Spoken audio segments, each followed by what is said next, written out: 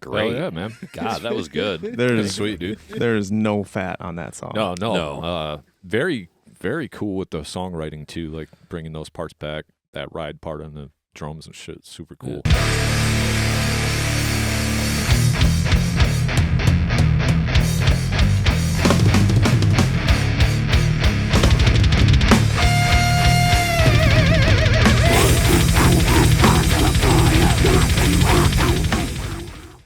What's up, everyone? Welcome to the Metal Maniacs Podcast. I'm your host, Jay Ingersoll, and I'm here with my co-host that's down for monkey business. Your boy Mod. What's good, Jay? What's up? You like that reference? I love it. Yeah. Skid Row. Only the OGs.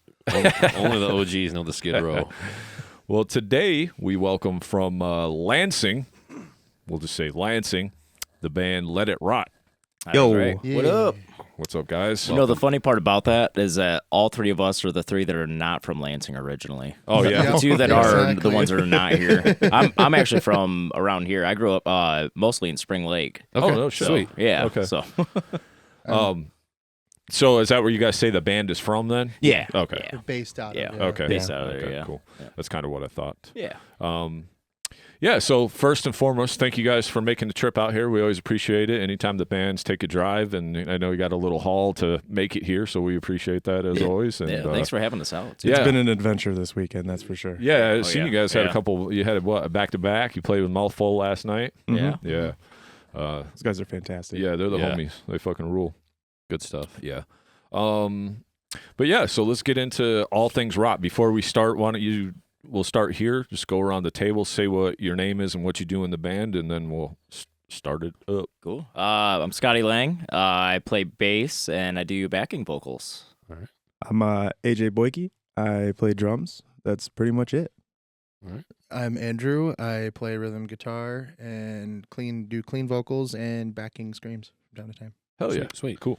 I just want to say I'd never really checked out your band before. Last week when you guys brought the new video out, I did watch that, but I already knew you guys were coming on the show. A lot of times there's so many bands, so many badass bands from Michigan. I mean, we discover them every just telling single them. week. More and more bands, so many talented bands. But I really fuck with you guys' music. I really like it a lot. But sometimes I don't know what I'm getting into, especially if I only listen to one song or a snippet here or whatever. You know, I'm familiar with a lot of bands around. Like Right. we follow lots of bands, but to like dive into your whole catalog, like I really enjoy what you guys do. Like I would say it's kind of metalcore for the most part. I mean, with the clean singing, and you guys get a little nasty sometimes with like the death metal, you know, with the vocals, you know, and the backing vocals or whatever. But yeah, you guys' band's pretty sweet, man. I really liked it. I went through all of your catalog, and we'll talk a little bit about that. But Yeah. Same. Appreciate it, man. Thank you. but before we dive into everything, why don't you just tell me a little bit early history about the band, the inception? I've seen there was, you know, some member changes and obviously you switching instruments, stuff like that from the pictures that I've seen, because I was just like, wait, he's playing guitar now? Because I remember those pictures of him on bass. And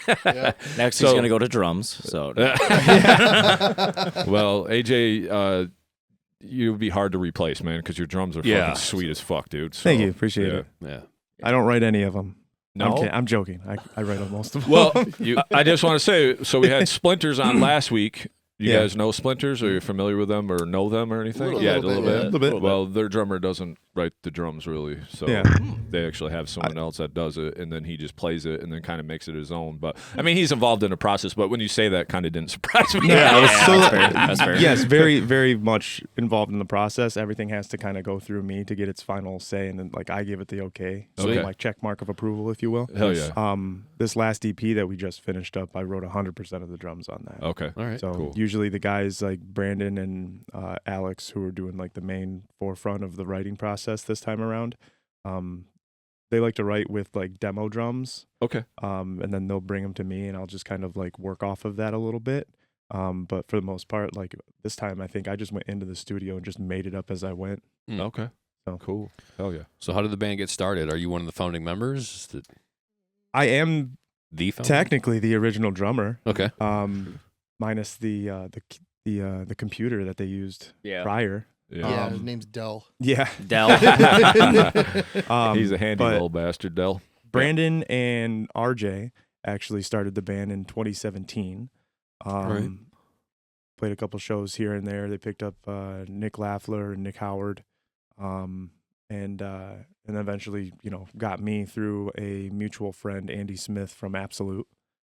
They're based out of Jackson. Yep. And then family life kind of took over, and a couple of members decided to part ways. We're all still really, really good friends. Like, I love those guys to death. And then we picked up Andrew. Also from Absolute.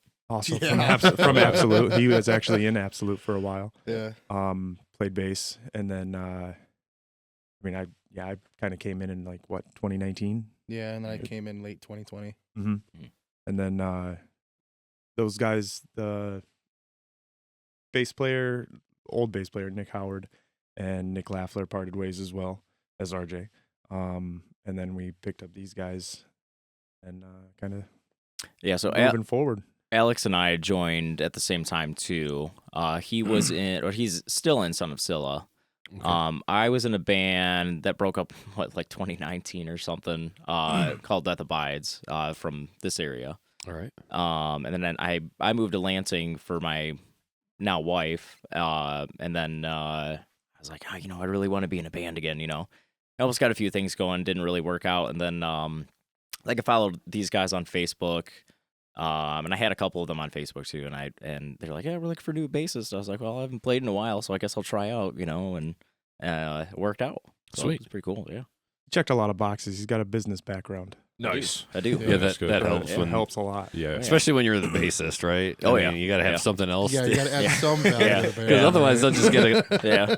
get another guitarist to play bass if you don't have some other skill. Other than that, we just keep him locked in the trailer. Yeah. They let me out once in a while. You feed him beer and cigarettes. So Andrew, were you always a bass player first or guitar player first? So a brief history of me, I did start with guitar, and then I did drums, and then I went back to guitar, and then I went to bass. Mm-hmm. AJ and I actually used to be in a band together in Kalamazoo. Wasn't very active, but we were a part of a band together. We tried. We both went to Lansing. We tried. And that was somewhat active. Band members had to move away, and the band kind of dissipated, and we kind of went our separate ways. AJ went on a break, and then I kind of went crazy because I'm like, I don't know what to do.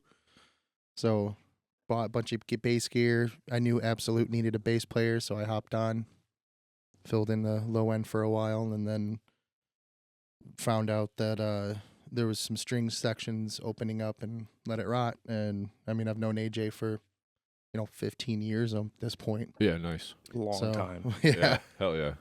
So it's just like, okay, sweet. Let me see what I can do and try it out. And Absolute was like, go be with your brother. Go do it. I was like, all right. Cool. So Is that still a band then, or Yeah. they just? Oh, yeah. Oh, they are. Yep, Okay. yep, they're still going. They just got a new vocalist, Solomon Grundy. Oh, He's a Love that dude. good friend of Yeah. ours. Mm-hmm. He's that's a cool I name. appreciate him so much, man. Yeah, he's a great guy. I wish He's a my great name guy. was Solomon Grundy, kind of. But Did it take long to knock the rust off to get back on the six, or were you just always playing? I was always playing. Always Yeah. always ready to go. I just had to like, all right, hey, show me the parts. Okay, cool, we're good. All right. All right. so now, were you always the clean singer? So RJ, who was previously in the band, did the clean vocals. So Okay. our first EP, End of Humanity, Yes. that was without AJ. That was before AJ joined the band. That's when Dell was Yeah. still the Okay. drummer. So okay. the drums were Okay. all programmed. Gotcha. Nick Howard on bass, Nick Lafler and RJ on guitar, with RJ doing cleans and then Brandon doing primary vocals. Okay. So after RJ left, I took over the cleans because I used to do backing vocals in Absolute. So I was like, I know how to do some singing, and then also did the clean vocals in AJ and I's previous band. Okay. So our latest full length, that was in 2022. That's all the clean vocals are done by yours truly. And then our latest single, Scarlet, obviously. Yeah. Do the cleans Banger. on that, Okay, so, cool. yeah. Fucking Yeah, banger. so I'm not losing my Thank you. mind because I'm like, the singing sounded a little different on the album, the self-titled one that came out in 2022 compared to the singing that was on End of Humanity. Mhm. So I wasn't losing my mind. I was like, Yeah. oh, Yeah, singing- no. yeah. It's It's two not different that- people. Two different people. Okay. Yeah. Yeah, It I makes thought that- complete sense. even so, one of the clean vocals sounded like different than all of the vocals. So I'm not sure if like They have, I think that was a song with Preston on it. okay. Yeah, Yeah. 128. 128. Yeah. Yep. Yeah. All right, that was makes sense. Preston. Yeah. That makes sense. So just real quick, we'll go through End of Humanity. That came out July 5th, 2019. So that was kind of the first thing that you guys brought to the forefront as a group, right? Yeah. And program drums you then? Yeah, right, that AJ? was- Okay. Respectfully, that was all before me. Okay. So, Cool. End of the day, like I said, sometimes I don't know what I'm going to get because I don't really dive into people's catalogs until they're about to come on the show, so I can kind of really dive in. But, man, I thought it was great all around. I have notes on every song here. oh, goodness. Oh. But, Notes. There will be notes. yeah, I mean, If there's any questions, we may not have answers. That's true. No, but I really like the juxtaposition of your band that you put melody in it, and then you can be real heavy at times too. You know, you guys bring out that metalcore aspect, and then sometimes there's cleans on the guitars that kind of break things up. And I'm just a big advocate in metal to have spaces in your music and the way you break things up, right? So. Yeah, I mean, just all of the singing was really good on End of Humanity as far as the vocal choices. I loved like the duality of the vocals, like on the distance between Taco Bell and McDonald's. Love that song. Yeah, That's a fun one to play. we should bring that back. We should. yeah, I like Yeah. the singing, and then when what's your singer's name? Brandon, right? Yeah. Yeah, I like when he comes in with some of the heavy vocal, but he's not doing like the same pattern. He's doing a different pattern, so it's like two different vocals going on. But it doesn't sound messy. It's like organized, organized chaos, and I like that. So. We've been getting that a lot lately. Just organized chaos. Yeah, Like yeah, and that's good. I mean, that's what heavy metal should be. I think. You know? So, but yeah. My resolution, super cool. Love the panic chord, like intro riff, discord at the beginning, and just goes into a heavy breakdown groove. And then you guys, this is what I'm talking about. You kind of start with that like discordy, weird breakdowny type riff, and then you go into this nice trem riff that's melodic and almost metal. You could almost even say death metal because the double bass goes through that whole thing. But then you break down into a bridge, which is a nice music break, and then a really cool, clean vocals come in on that. So how are you handling that? You're picking up all the clean singing from the first EP, basically. Yeah, which a lot of our older material we don't bring back as much. Yeah. Just because we had a change in tuning. Yep. And quite a bit. so like That'll do it. Gong. Yeah. I don't know what to do with my hands. Put them down, Andrew. Okay. Put them in my pocket. So What inspired the change in tuning? Did somebody just have a different instrument, or? So actually, this is two different scenarios with that. So Lake of Fire, which is the first single after End of Humanity came out, they introduced drop A flat. Now the other tuning that was used in End of Humanity, that was drop B. So it was a step and a half down from there. Needed 7 strings or really thick strings on a 6-string. And that just kind of like was the evolution of Let It Rot, is just a heavier tuning. And then on the self-titled, we dwelled into 8 strings because a member at the time, so when RJ left the band, we needed right away, okay, who's going to fill in the rhythm guitar section? Because, I mean, it was just, I already just joined the band as bass. I'm not going to join and then go straight to guitar, We wanted to have like, a full, it's easier to find guitar players than bass players. Oh, yeah, Let's be for honest. sure. Yeah. So, because Scotty really was the only one that tried out when he did, and I was the only one that tried out when I did. He's a bit of a unicorn. Yeah, bass players are Oh, hard yep. There you go, right there, unicorn. they're hard to come by. So RJ quit. I took over on cleans. Still continued playing bass, and we picked out Bernard Pohl. Great guy. He's awesome. He kind of was doing his own little thing at the time too, and. When he joined in, he bought an 8-string guitar when we were using 7 strings for the A flat things. So we just worked on some material off of that, which a couple of our songs, Malaise Fervor. Yep. Or some people like to say mayonnaise fever. That sounds like a terrible sickness. And Awful sandwich. and Choke. Terrible. And then one of our latest singles, Choke, that came out Valentine's Day this year. Those are both in that 8-string tuning. It was E flat. So kind of double drop E flat. Yeah. Super, super low. So that's how we've been kind of going all over the place with tunings, and then also one of our next singles coming out within the next few months is going to be in drop F. So we're just kind of going all over the place, experimenting, seeing what's sounding right, and thank goodness for pitch shifters. It's crazy when the highest tuning listed is B flat. Like that's as low as I need to go. Like, but hey, more power to you. I know that the low string tunings are really popular. Low these key, days. it's kind of funny watching them scramble for their guitars. Oh, yeah, on I stage. bet. I get to sit there, don't have to tune nothing. I'm just sitting there, just waiting with my finger on the trigger. Just like, are you guys ready? Are you ready? And they're just like, yeah. Gotta change. Yeah. It's a lot to keep track of when you're changing all that. Well, I won't spend too much time on that, on the first End of Humanity, just because I know it's kind of beyond you guys at this moment. But I thought it was great, especially for like an EP. Sounded pretty good and everything. I love the songwriting on it. Love the layered vocals. There was some it's called Let's Eat Nick. Yeah. So like there were some very Misery Signals, Scale the Summit cleans going on there. Protest the Hero with the vocal chants. Like you guys kind of go into this vocal chant type thing, and I was like, that's pretty sweet, man. It kind of reminded me of some Protest the Hero type stuff or whatever. Stood out. that's cool. And King of Worms, I loved his gremlin black metal high singing thing that he does on that, because he doesn't really ever do that again on anything else, and that's the only time he's ever done that. Played that last night, and then Order of the Black Worm. That's one of our mainstays in our set still. Yeah, because Scarlet's in that drop B tuning, so we had to let's not just play one song in our set. That's one of our newest songs, and everything else is in our normal tuning.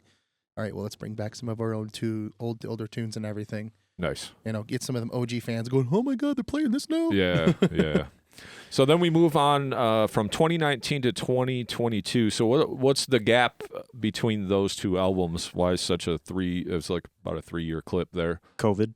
Yeah. I was just about to say That's that. pretty I was much going to be more dramatic about it. Well, I mean, I figured that's what I figured that's what it COVID. was, but I was just wondering if there was any other reasons, besides the member changes and COVID and all that stuff, At one point, it was just me and Brandon, and Andrew, and we had to kind of scramble to try to find some members to kind of like get together. Then we had Dom. Dom came in, and then that's around the time that Bernard came in as well, when we were kind of writing that whole thing. But a lot of it was already written by the time Bernard got in. Yeah, there's a couple songs. So like on that album itself, like a lot of them were written by Dom, because Dom was also the producer for a majority of the material. So like, and especially that album, I think all of it up to that point. Yeah, a lot of, in terms of writing though too, the writing was between Brandon and Dom, and then Bernard had Malaise Fervor on that album, and there's a few songs that's kind of like a collective writing, and then Polyrhythmia, that's just something out of Dom's ass when he was in high school. So that's why it's all like, whoa. Yeah, that one's all over the place. Yeah. Very, very. I mean, the polyrhythmic. instrumentally though, holy cow, that thing is insane. Yeah, for sure. So to me, I thought the production was really good on it all the way through. I really got the metalcore, Lamb of God, God Forbid, even some Kill Switch. When you talk about the song Forever, that just screamed Kill Switch Engaged to me. That song was actually stuck in my head like an hour and a half later. No shit. Yeah, because I think that was one of the first songs other than Lake of Fire where I actually wrote the drums for it. I think it's a badass song. I hate playing that song, to be honest. So the fun thing about that song, and I'm sorry to interrupt. Oh, go ahead. But so like with the song Forever, so you'll see that it's been released twice, which to be fair, we haven't set it up yet to where if we have an album and we have a single come out before that the streams go to it. But anyways, Forever, there's 2 different forms of Forever. There's one with RJ, because that was before I joined the band, is when that song released. And then the album version, which has my vocals on it. Yep. And one of the verse was changed because it's really just a copy and paste on the original, where mine was like, okay, let me rewrite this part, and there was addition to the cleans in general. I mean, I dig it, not just because I get to shine for most of the song, but it is really fun to play on the guitar as well. And it's also in that older tuning that we had. So like yeah, it's something we could bring back, but nobody likes to play it. We could. I don't. I mean, I wrote the drums myself. I don't like to play those. 3/4, so like a lot of people dig the 3/4 stuff, Yeah. but then at the same time, it's like it's weird to try to fit in. Yeah. Yeah, and that one really stuck out though, just because you don't have any other songs that sound like that. A lot of the other songs, besides I would say Choke, and we'll get there, but besides that, everything kind of fits in the Let It Rot vein. You know what I'm saying? Yeah. So, I did notice there was some extra production going on, like Lost in Light. When you come in, there was like more of a vibe with the production and everything. So I've seen some growth there. I really loved Life of Deceit. The opening riff is super sick on that. Mm-hmm. The melody guitar run into the solo. So I also noticed now we're playing solos on the album. There was no solos on the EP at all. So now we're doing some shredding. Obviously, that must go along with. Oh, and it gets even better. That must go along with the member changes. Yeah, then? Mhm. It's like RJ and Nick Lafler, like they weren't much of a lead players based off of what I know of them. So just like riff machines. Yeah. And I mean, like, there's some like little leads phenomenal here and there. guitarists. Yeah, still great at their instruments. But I mean, like, case in point, myself, I'm not much of a lead player. Yeah. So, but I mean, like, can strum for days. Yeah. Well, at least you got that rhythm down, you know, Yeah. playing the bass and everything too, you know. Yeah. So who does the piano on the production? It That's depends usually on done in the song, studio. Mhm. It's But I know that on this new EP that we did, we had help with adding some of that extra like ambience and everything from Tim Trevino, okay. who produced this our newest 6-song EP, which I think only 2 songs. One song. One song's out. The next yeah, one comes out the on our next one's birthday. coming out on your birthday, old man. Yeah, it comes out the 25th this month. Mark it down. Cool. Might be already out by now. Who knows? But yeah, a lot of the piano stuff is done like just in the studio, whether it be like one of the members or if it's done by whoever's helping us produce the music itself. Which I think polyrhythmia is like the most prominent piano part. Yeah. That was done by Dominic. Like the whole instrumentation of polyrhythmia was Dominic Mosier before he was a part of Let It Rot. Yeah. Okay. All we really did was add vocals to it. Mm-hmm. So that's kind of like I kind of think of it more of a B-side Yeah. to the album, even though it's Gotcha. on the official release and everything. Yeah, we just kind of added it to add another song to it. Yeah. Tim, he can play piano like a motherfucker too. Yeah. Man, that boy, he can sing good too. So Yeah. He has a great voice. So the song Rigor Mortis. So I know it was kind of like a single, but then to me, this one's a little different on the record just because of the production sounds different. And then it kind of goes back. Is there a reason why this one sounds so different than the other ones? Like production wise, like it's like a different mix or something going on. I don't know. That would be a question for Dom to ask, realistically, because he changes So the mix on the album than he does with the singles. He did. Diz. He did. That album actually took the better part of like 2 years to put together, like through and through. Like we'd write like 2 songs, we'd take a break, we'd play a bunch of shows, we'd write more songs, you know, and it just kind of we had a deadline of when we really wanted to get it done, but it kept getting pushed back. Yeah. And then we had Polyrhythmia, which we were just like, all right, let's just put this song on there so we can, you know, get it out. But Dom, still a fairly new producer himself in his own right, phenomenal. But you know, he's gonna learn things along that journey, and over the span of 2 years, he's gonna learn a couple of things. And I think the reason that one sounds so different from the other songs is because that song was recorded super early on, versus, you know, the other stuff like Malaise Fervor and Like Lake of Fire and Forever were obviously done before Rigor Mortis. But Rigor Mortis was would be partially written before those 2. Yeah. Oh, okay. I had no idea because that was before I joined the band. Yeah. And I think me and RJ were actually was it Rigor Mortis? That was Life of Deceit that me and RJ worked on. yeah, So Life of Deceit was written before Lost in the Light too. yeah. It's But all, yeah. but it was all sorts of like, oh well, let's blend this into that. And Yeah. Yeah, there's you'll just hear there's those a blend together. Yeah. I just wasn't sure if that was like, because that was a single too, right? Yeah. Yeah. So I just wasn't sure if like that was put out as a single and it was a different production and recording, and then you just kind of put it on the album because it just changes like dynamically after the first 4 songs, and you get into that one. It's just like, it's not that it sounds bad. It's just, I mean, and maybe only I can kind of hear that because I'm a producer, so I hear all the little nuances and stuff. Oh, okay, the bass just doesn't sound the same as, you know, the other songs. Not that it's bad, but then when you get back into Pesticide with Keto on it, it kind of just comes right back around. So you kind of don't notice it, but I understand. Like, I just wonder if there was a story behind that. Or I love that song. Well, like, with that whole album in general, like it's really like half of OG Let It Rot, half of Let It Rot of that time. Like, because like RJ was a part of some of that album. It kind of symbolizes a lot Dom of like was, Burn was, I was a little bit, like AJ obviously, Brandon obviously. Yeah, so kind it's of more than who was actually in the band at the time.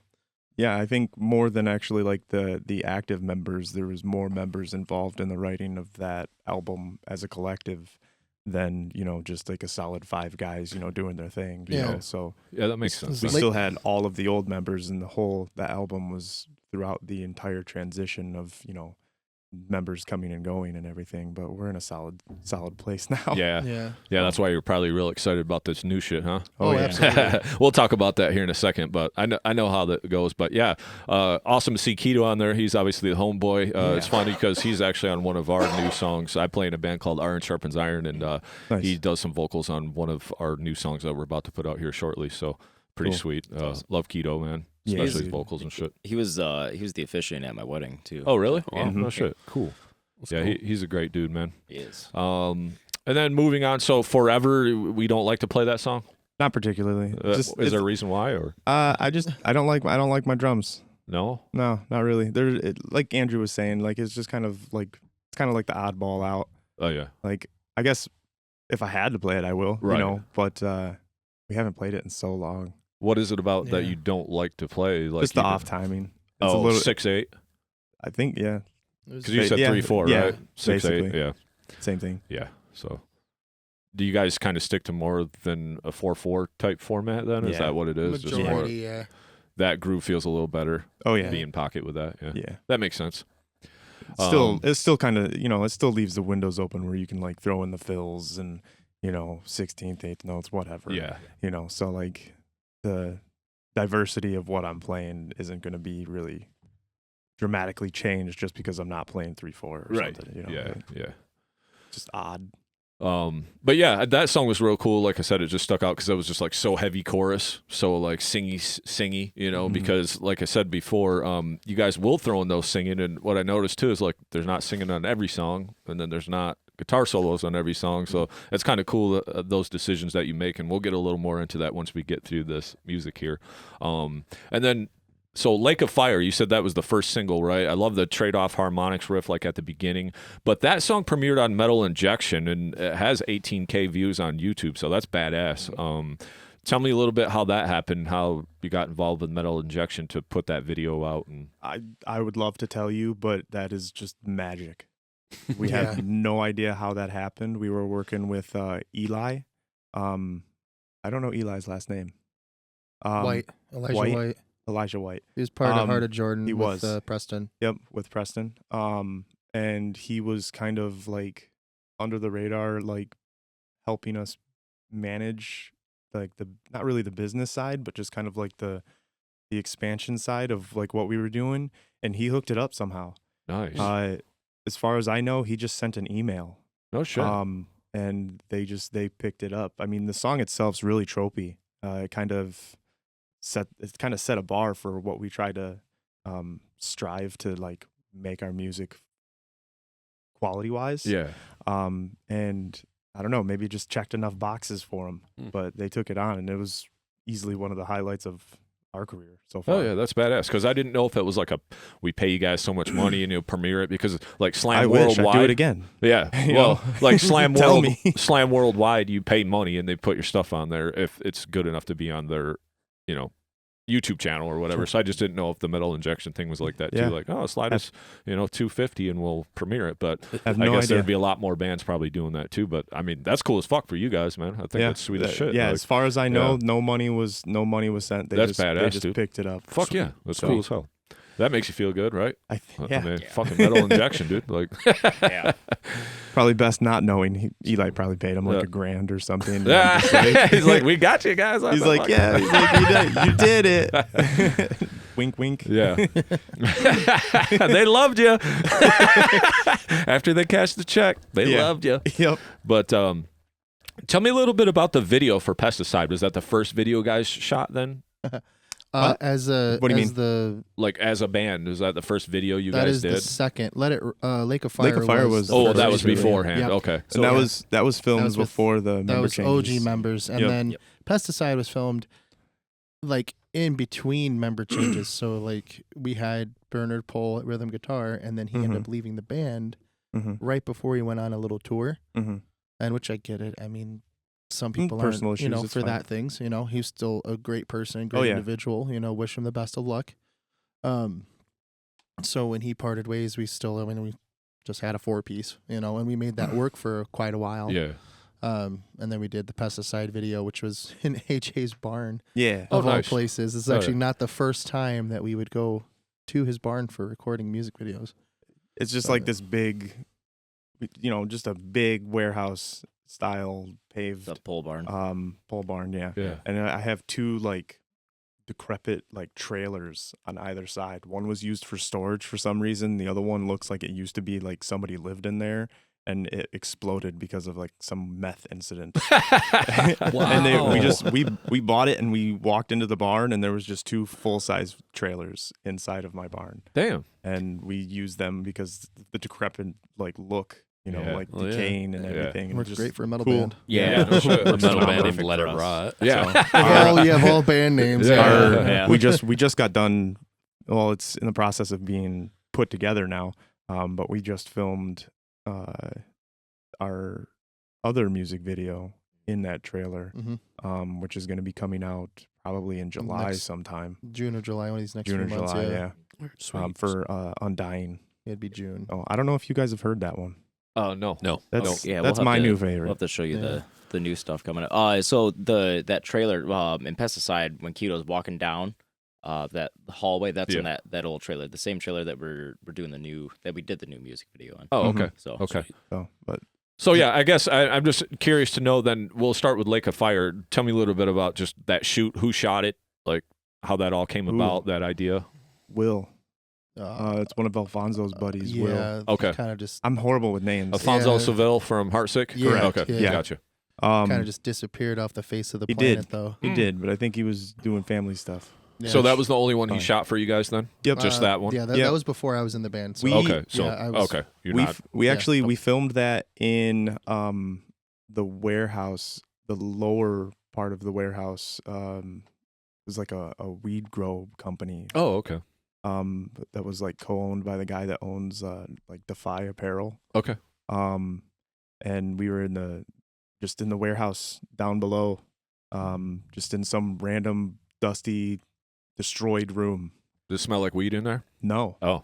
That was all upstairs. Oh. You couldn't I didn't smell know it at all. Oh, that's crazy. Yeah. Well, usually you even get by a fucking place that's growing weed, you smell like it for a week after you. Right. You know? It honestly, it smelled like asbestos. Really? Mm. Yeah. You know, just old dusty. Smell and- like good cancer in there. Yep. It was Good Not that dusty new shit. Yeah, not that It's new one of shit, the- that good old good dusty cancer. one of those rooms that when you walk out, you instantly want to go shower. Oh, yeah, yeah. So And it was then like something like that. middle of winter as well. That's why everybody's all like bundled up and Yeah, and Oh, you could just okay. see It was- Brandon's breath just. Yeah, I see it. I seen Super it on cold. the video. super Yeah. cold. So then you got someone new to shoot pesticide then? hmm The guy that Yeah. you're working with? It was one of Uh, Dom's friends. Honestly, I don't remember his name. Yeah. So So you just come across these guys that do videos, and you're just like, hey, can you shoot a music video for us? Or it's someone that somebody I mean, knows? we don't make a lot of money, so Yeah. we're always trying to save money where I we got can you. and everything. And I if got people you. step up to the plate to see if they can, help out Like or help out whatever. and shit. and- Yeah. I mean, we paid them. Yeah.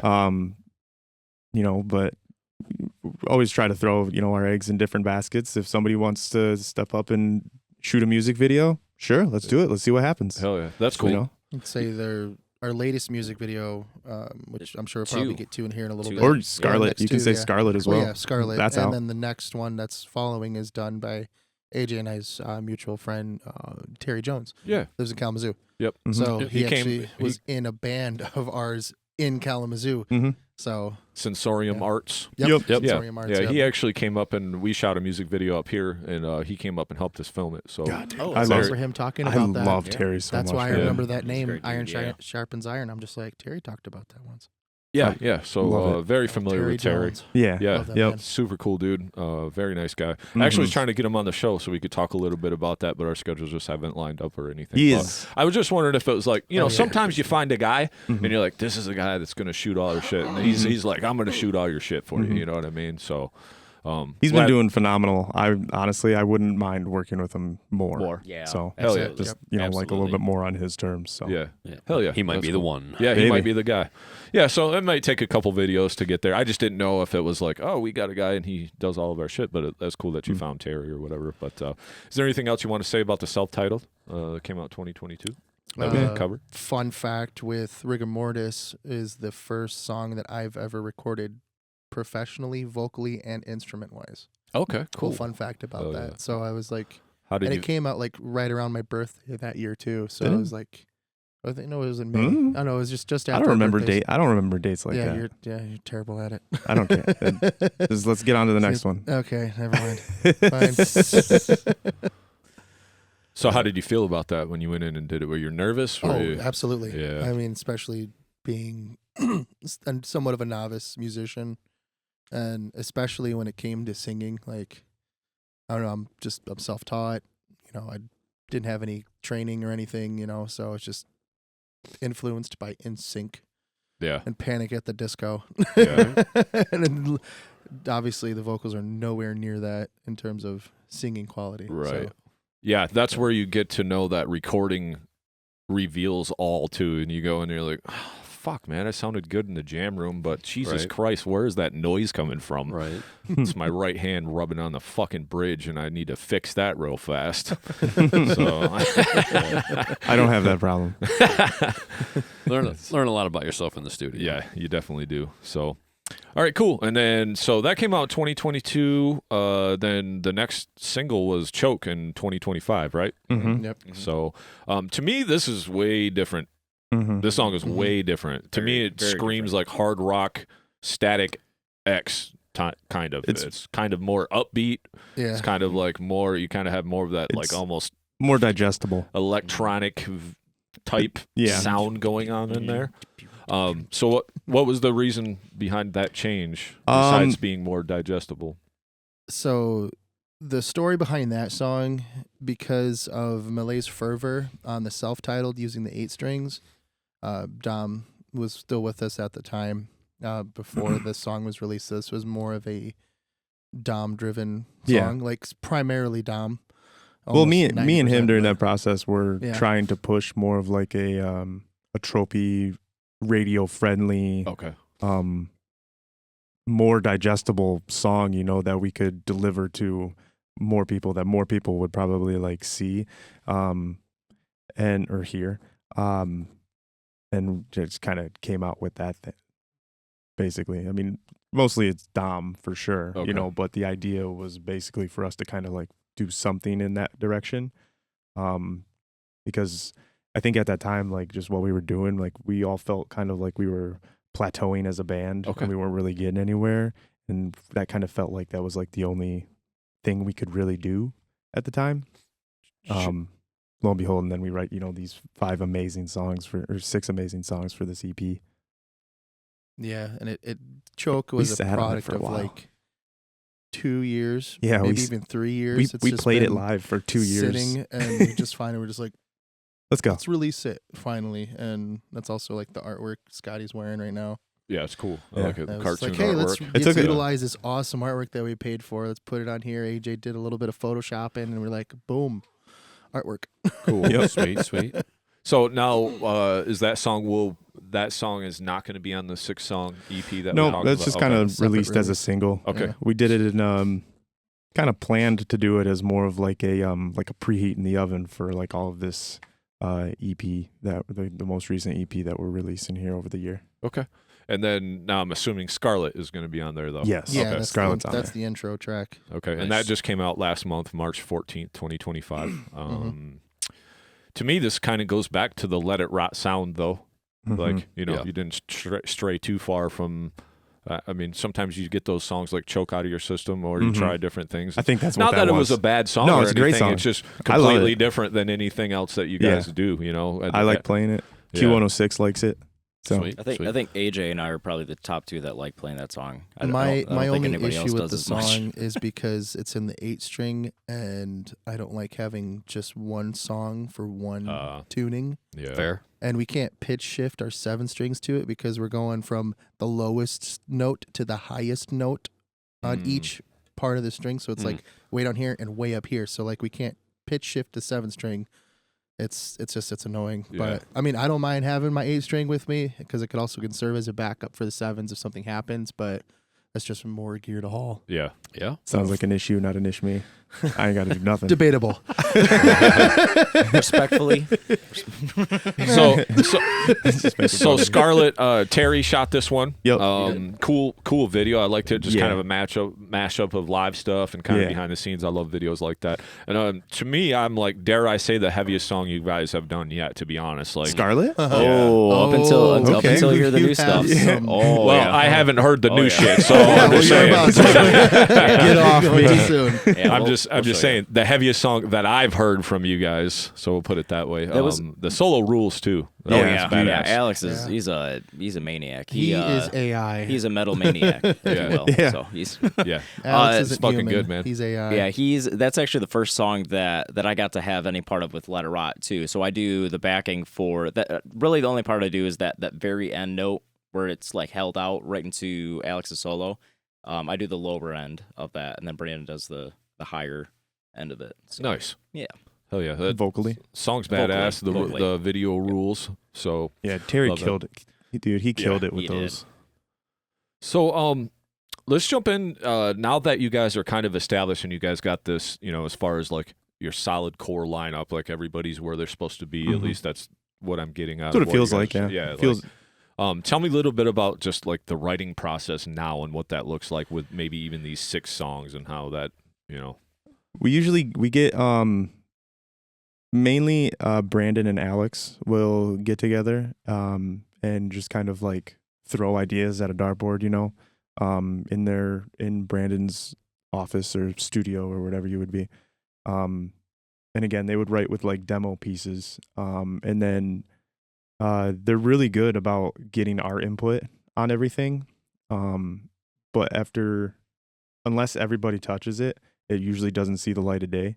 So all of these songs on the new EP, everybody has written their own parts for it. So the whole EP is a complete collective of all of us. Kind of. It kind is. of. There were I only recorded bass for like 3 of the songs, and I did vocals for like 3 songs. the bass for one of them, and Alex did the bass Yeah. for 2 of them. Because I mean, Yeah. like when we went into the studio, it was like a song at a time. Yeah. And we weren't going on a consistent day where everyone had off. So like, there's some Yeah. times where Scotty was at bass, Mhm. I was working, you know. But this EP does have a couple older things that were like tucked away in the vault from years ago. Like there's one song that's technically going to be the last single on it, and that one was in the vault for years. And the weird Muerte? thing, yeah, Muerte. Yeah, Muerte is old. Yeah. So that song in particular, Brandon wrote it. He tuned his guitar, but didn't bring up a tuner. He just tuned by ear, and it was off by just a smidgen of any standard 440 megahertz tuning. Yeah. So it might have been like 434 or something Yeah. like that. I don't know. But so it's like, okay. So then we try to play it in our tuning. It's like, okay, it's off. So Mhm. because he was all just in I think mushrooms the were zone. involved he during was that in one. the zone for that. I It think- might have been Adderall. I don't know. Yeah. I think it could have been a combination of the two. Yeah. Who knows? But that song is brilliant. It is. Yeah, That's and that's actually my favorite on Yeah. the EP. coming up, Alex's too. amazing mind managed to bring that back to life Mhm. in the right tuning so that we don't have to worry about going dink, dink, Yeah. dink, dink, Yeah. And added just a magnificent solo on the end Oh of my that God. song. Yeah. Oh, So- We have a very emotional connection to that song. So Alex is just like, okay, you guys got this old stuff. Let me learn it. So are you showing him the parts that you know from it then? Because you know how to play it if it's old, or he just figured it out, or Marte, I'm just gonna call it by its name. Well, it used to be called Ball in a Cup, and then like all sorts we have of weird just code names for stupid songs. names for shit. Yeah. Foreskin. But like I didn't do any of that writing for it. Like that was even before I joined the band. Like this Brandon in his room. Brandon does a majority of the writing with Alex. Honestly, I've had like They come as demos though. yeah, but I've done like maybe 1 or 2 demos out of all of our songs, and none of them have came to light the day. okay. So, So Brandon plays guitar, and he just Oh, has yeah. a lot of he riffs does and most shit. Okay. guitar and everything. Okay. So. We get a lot of demos, and I say demos because that's what they are. Because everybody, again, we all touch the song before everybody gives their okay on what their parts are and things like that. But yeah, basically, Brandon and Alex are just throwing ideas. Okay. So what does the feedback look like then when something isn't jiving with you guys, right? Pretty much that. Like, let's try this, or like I basically just have them. They'll write the song with demo drums, like I said earlier, and then when I get the song, it's just got the click, no drums. Okay. And I usually write to that, and I'll have him I have Brandon send me one with the drums that he has for a demo. So if I hit a block, I can just kind of like reference that, or like, what'd you do here, and then I'll be like, oh, all right, And I usually stay pretty close to what the overall feeling was when they were originally writing the song in the first place. Oh yeah. Are they giving you any notes at all, like upbeat here, break it down here, or is it just kind of obvious, or both? It is a lot of times it is obvious, but Brandon does have, so like with Merte, there was a lot of like soft portions of it because the song does this a lot. Good. And he had some parts that he was really adamant about me kind of staying with that same vibe. So, and I think I nailed it pretty good for that. Sweet. One. And then Stretch Thin, which is coming out so soon. heavy. That was actually a demo that was made during the original album recording process or writing process. The self-titled? Yeah. Okay. So like there's some like older stuff that were like, okay, here, let's throw this in here, let's throw that in there, let's revisit this. So like Stretch Thin was not the same as it was, 2 years ago. Okay. Yeah. So like there's Alex lead thrown into it, and actually I get to play it live, which is cool. And I'm just like, oh, look at me, I'm playing the guitar. It's a little lick, but That's no, such a it's heavy fun. song. Yeah. It is, yeah. Brandon loves that song to death. And because when I was bass at the time, so like I kind of did what we did AJ talked about earlier with like the drums being like, here's the ground rule, try to stay in that area. But obviously like if you're at a block, try this. Mm-hmm. There's a part in Stretch Thin that's just like gotta. It's like wacky on the bass. Mm-hmm. So I'm just like, Scotty, try this. Gotta. So that was actually the only song on this upcoming EP that I recorded with a pick. 'Cause I'm a finger plucker. Oh, okay. So that was the only song that I recorded with a pick on that whole thing for the 3 that I did record. But he the part that Andrew's talking about, he actually recorded that part because he already knew what he was doing with it. Yeah, so instead of me just trying to figure out, and I do like a double pull up live for it. What necessitated the pick? So. I think it was Tim. Yeah, because he wanted more clean attack. He did, and then the last song that I did, Dust. I did all slap and pull up like for the main part. So, and he was like, yeah, it actually sounds better than with a pick. So which I thought was funny. He really threw us in the direction of whatever sounds best for that particular songs, because I feel like all of the songs are pretty like. You guys don't have to change guitars much for the. It's just Scarlet. Yeah, for those songs, and we pitch. They're all still drastically different from a lot of things that we've done. Yeah, sweet. So going back kind of the writing, you guys get the demos, you kind of figure out what you're going to do. Now we getting in the room and jamming. We're practicing with these after everything's written. Yeah, or Just before everything's written, like, okay, cool, we're working on this song like as all of us, or there was a lot of times where we would all just pile into Brandon's room in front of his computer and just kind of like, throw our ideas out just to kind of like, hey, what if you spread this a little bit and put whoosh right here, and let's try that, or let's quite the hand let's take this and let's bring this back, and honestly think Scarlet should have had a second chorus, but So you guys got the input. You guys are writing in the room in front of the computer, and then you guys just go jam it. And then do you go back on it after you jam it and just be like, that doesn't feel right? Do you change it after that, or is it all said and done after it comes off the old Dell there? Yeah, it's definitely the latter half. I don't like because a lot of this EP, most of it was written and recorded, and then we learned the songs. Mm-hmm. Yeah.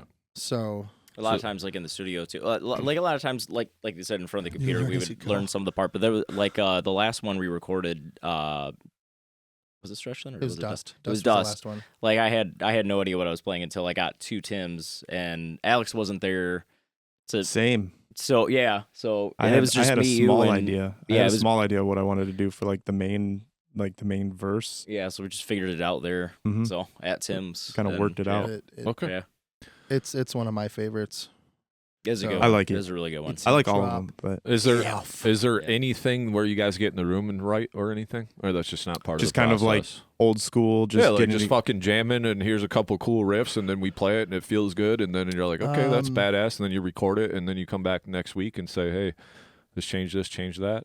I think me and Alex started to, and then and I think that ended up turning into Hermoso though. yeah, Yeah, it there did. was some stuff like in that jam did. that turned into that. Yeah, way different than when we started. Oh, And yeah. Oh, yeah. we sat on that riff for a little like while.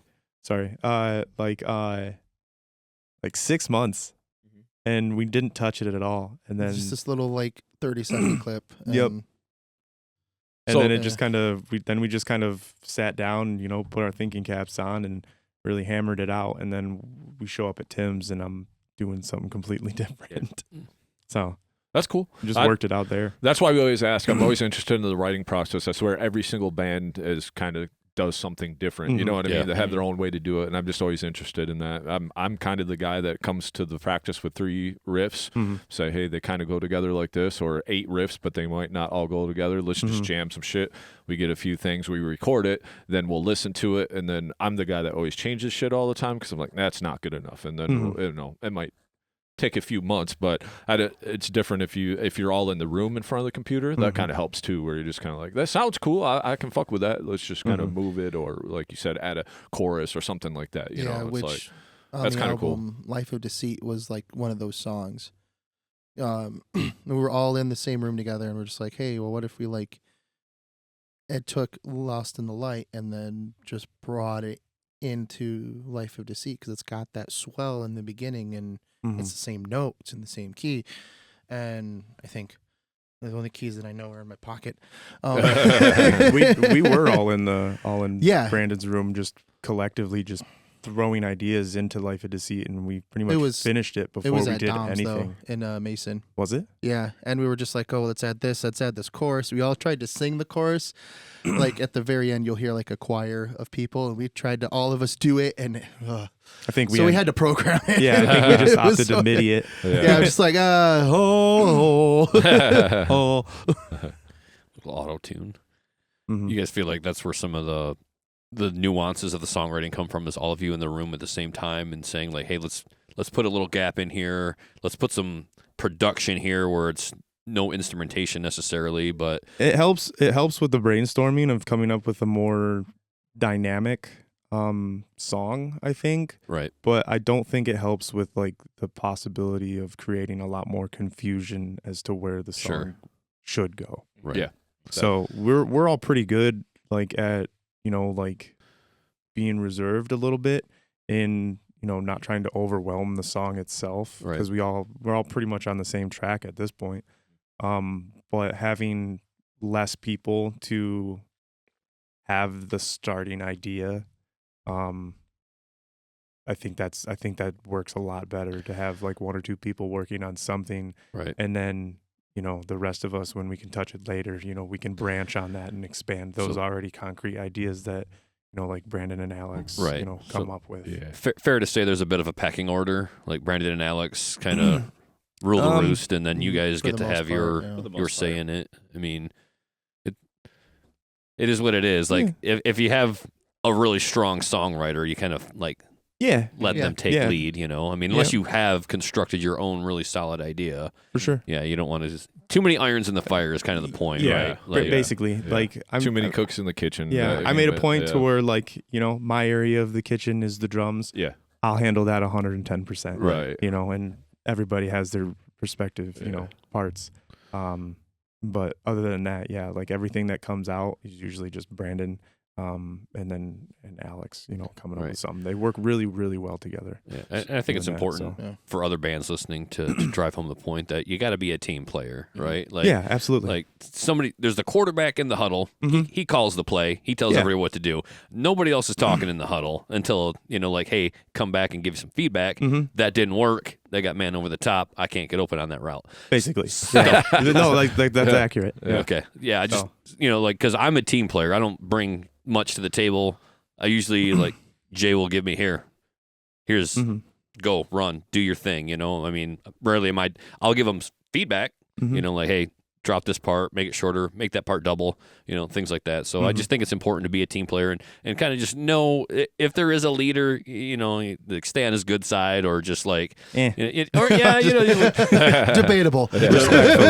Respectful. Yeah, rub them the wrong way once, see what happens. I don't know. Brandon might like that. I got a couple more questions when it comes to writing. Now that you got Alex in the band and he's shred-tastic, what dictates when you do put a solo in a song then? Do you have to be like, we don't need a solo in every song? He just kind of yes and no. Yeah, a lot of times he'll just, I don't know where he comes up with this shit. Like he's so good. Yeah, he's fucking good, dude. At just like stupid. It's just the way he writes his guitars is like he's auto driving himself to build or to a point to where like he can put a solo in there if he really wants to, and he does so good at soloing. That, you know, it just makes sense the way that the songs are pre-written for a solo to be there. And then we just go for it. Okay. Like almost blindly. Yeah. But it just, and a lot of the times because of him, like it comes out sounding amazing. Hell yeah. Yeah, he's a great player, man. Yeah. The other thing I wanted to ask, did you have something, Nick? No, was you gonna say? Just agreeing. He's awesome. The other thing I want to say, I kind of wish Brandon was here because I really want to like give him mad props. Oh God, for being a singer. My number one bitch when it comes to metal, and everybody knows this. If you ever watch an episode, is the singer sings too fucking much, and they don't have patterns, and they just don't know when to shut up, and they just shit over the whole song. That's like 99% of like deathcore, metalcore shit nowadays is the singer doesn't know when to shut the fuck up. Brandon makes great choices all of the time, and he lets you guys do your thing without him shitting over every single verse. And maybe that has something to do with him actually playing guitar. So that helps too, because he kind of knows how to write songs. So he's not just like, hey, look at me, I'm a singer, I don't know what else to do but scream more shit over this part, you know? Yeah, he's great with it. He's a great front man. And his writing too. I mean, when he writes lyrics too, it's pretty much like the day of recording. Sometimes, yeah. A lot of times. So it's very like what he's feeling at that moment, you know. But he's great at giving people their space of, you know, hey, I'm not just gonna scream, like we were saying, I'm not just gonna scream over this. This is, you know. Is it Dust where he actually had to go into the studio and he had no idea what I was gonna play for the drums, and he had to actually change his tempo and how he like cadence. His cadence on how he was gonna present the vocals in general to my drums. Because it was completely different from what he had previously written from the demo. Yeah, I mean, it sounds better. He did a phenomenal job adapting to that. Yeah, he just does a great job, and I really wanted to be able to give him props and just highlight the fact that he knows when. I don't think he'd be able to talk because he said his voice is gone. Oh yeah. And that's okay. He goes hard. Yeah, he goes really hard. I just want to know that I commend him for being able to make great choices, because that's what it comes down to at the end of the day with music. It's like, what are your choices? And a lot of singers, especially if they have a little bit of ego or anything, it's like they just want to shit over everything, and like, there's no music. That lead singer disease. Yeah, it's just vocals. when we go to show him this later, we're actually going to skip over this part. Oh, so yeah. Yeah, we can't let him know Well, that we we said can't. anything Well, then- positive about I'll it. message him. I'll message him because I was thoroughly impressed Yeah. by what he was doing. No, He'd yeah. appreciate that. It Yeah, would- he really would actually. He would appreciate Yeah. that immensely. Especially with Probably the start sometimes the crying. way he interacts with this clean singing too. Like Yeah. sometimes he'll do stuff like I brought up the one song, I think it was the first song off of just the EP or whatever, but sometimes there's a clean vocal. He doesn't necessarily follow it, but he kind of does something with it rhythmically, or he's just got really good cadence. He knows how to put patterns together, and that's just a skill that is slowly diminishing when it comes to like really heavy shit nowadays. So like if you have that and you write good songs, like I got to give you props, man. Also, credit to him is he's got a really good vocal. Like his main vocal, soggy, juicy. I love it. I'm like, fuck with this vocal all day. I love it. But he can do other things. He just doesn't go to the well all the time and burn those things out, which is another point Jay likes to make. Like you don't just because you can do the vocal Olympics, doesn't mean you need to get every single style of vocal in every single song. Then just it loses impact. You brought up the one song, he does that really high pitched gremlin, and it's like that's the only time you hear that. And you don't need to do that in every single song. So that's another credit to him is that he can do a lot of vocals. I noticed, but then I also, and the reason I noticed is he didn't do them all the time. I was like, oh, that's a new vocal. That's cool. That's you And appreciate it a little bit more. Yeah. You hear that a lot in this new EP. Like he explores a lot, and Muerte is probably his most. The Muerte and Stretch Thin, I think, are his most explorative. We got some actual cleans from Brandon. It's like Yeah. it's like a Fries in Chester there. Bennington. It's like a like, fry. Yeah. I like it. I like Okay, like It's- a fry sing kind of. Yeah. Yeah. Yep. I'm excited. So about Ollie that. he's- Sykes. or He whatever. is expanding and developing his vocal range even more so with That's his songs badass. coming. It's amazing. Hell yeah, that's very cool as fuck. very impressed with everybody in this one. Yeah, he like I said, he already impressed me just because sometimes it's not even about being able to do the vocal acrobatics and the fucking dinosaur sounds and all that. Like it's Which not he always. loves. Yeah, and He that's loves cool to do here and those. there. Yeah, it's loves cool those. here and there, but it's not necessarily all the time. Yeah, the Mostly tongue curling, live. like the Travis Ryan type of. Yeah. Yeah. Loves his little snarl too. Those are He- fun. And he looks does great. like He does looks like great a on little bird, stage, too. Yeah. He's such, the recording process for all of this is hilarious. Yeah. All We done. have- Back in my hometown of Sonata. We have tons of his vocal bloopers of him just like messing up and Hell then yeah. coming back and repeating. Hell And he's yeah. just And like, then- oh fuck. And then like just a shit ton of like reverb and delay and just like So is this? Are you guys putting out like a behind the scenes making of EP thing or something, or you just got footage? I don't know if we have any I of don't that. think There's we just, have any like- a lot of video recording, there's like unfortunately, little on that like one. So tiny little like snippets that Tim has, Oh, and I okay. don't even know if he saved them. I'm It'd not be sure. great, just like He a full probably track did. of just The bloopers. Tim's a goofball. He probably still has them. And we spent probably like a quarter of the entire time there just laughing our asses off That's because cool. it's just so stupid moments where we go, I messed up. Do you And then guys just have reverberate it and Do stuff. you guys have names for the different vocal choices? Like No, any way to reference like, hey, try this here, or is that all just up to him? it's pretty much up to him. Okay. Tim's really good. Sorry, Tim's really good at working with us on individual levels to kind of like draw the best out of us. Sure. So the process of recording with Tim was amazing. It It was was. magical. It was. Yeah, it felt great. So magical. Yeah, Accuser of the Brethren says the same thing. They love Mhm. going to him, and I think we had another band or something that went to him on as well. So Hmm. Absolute went Yeah. with him. I don't know on how many songs. I think a couple.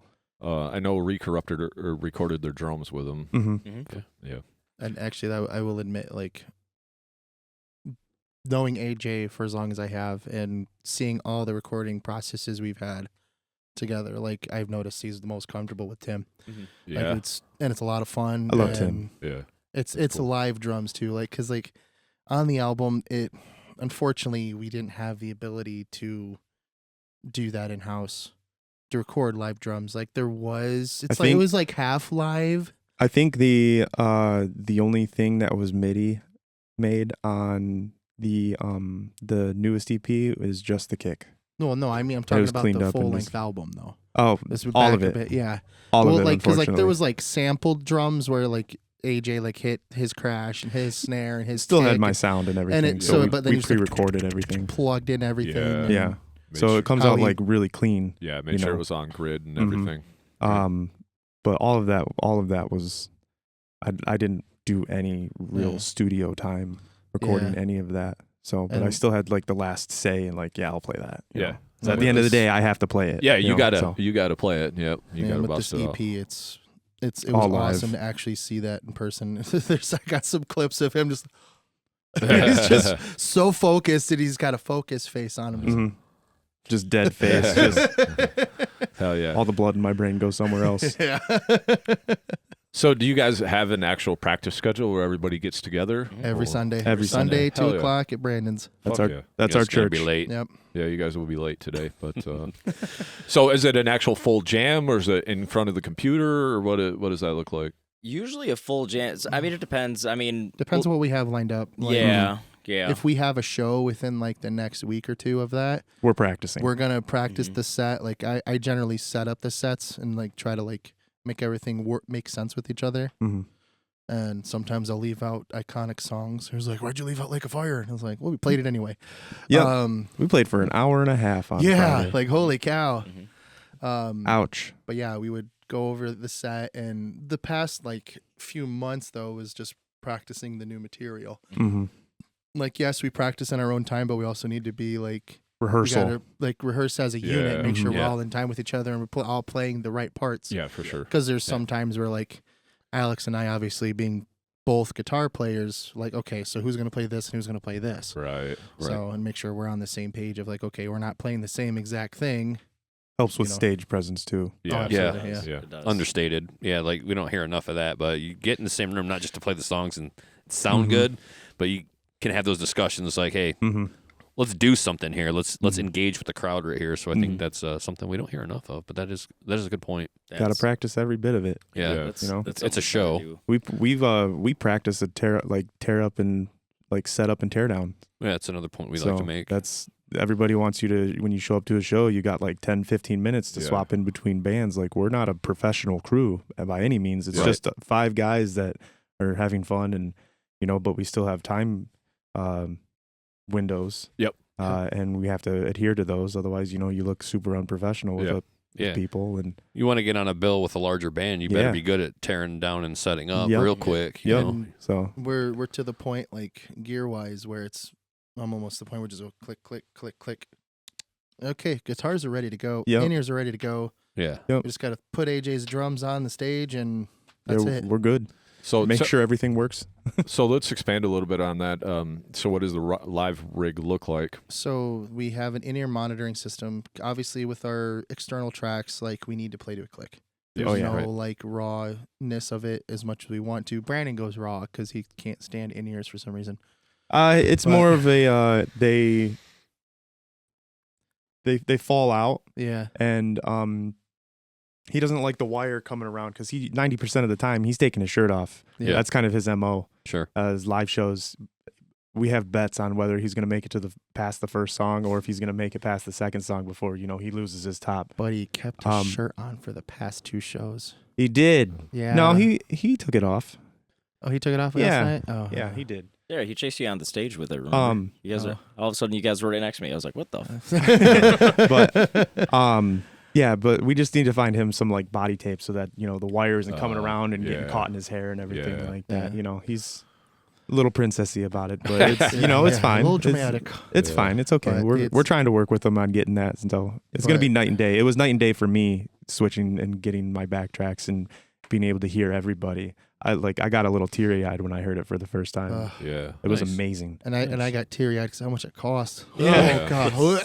It is. Yeah, that's Not always the cheap. thing that is holding me back is the cost of and it just depends on how far you want to go with your band. It's- I'm in no position to ever want to tour or anything like that, so we just fucking play shows and Yeah. jam. We just play It's- fucking like heavy death metal shit anyway. So Fun.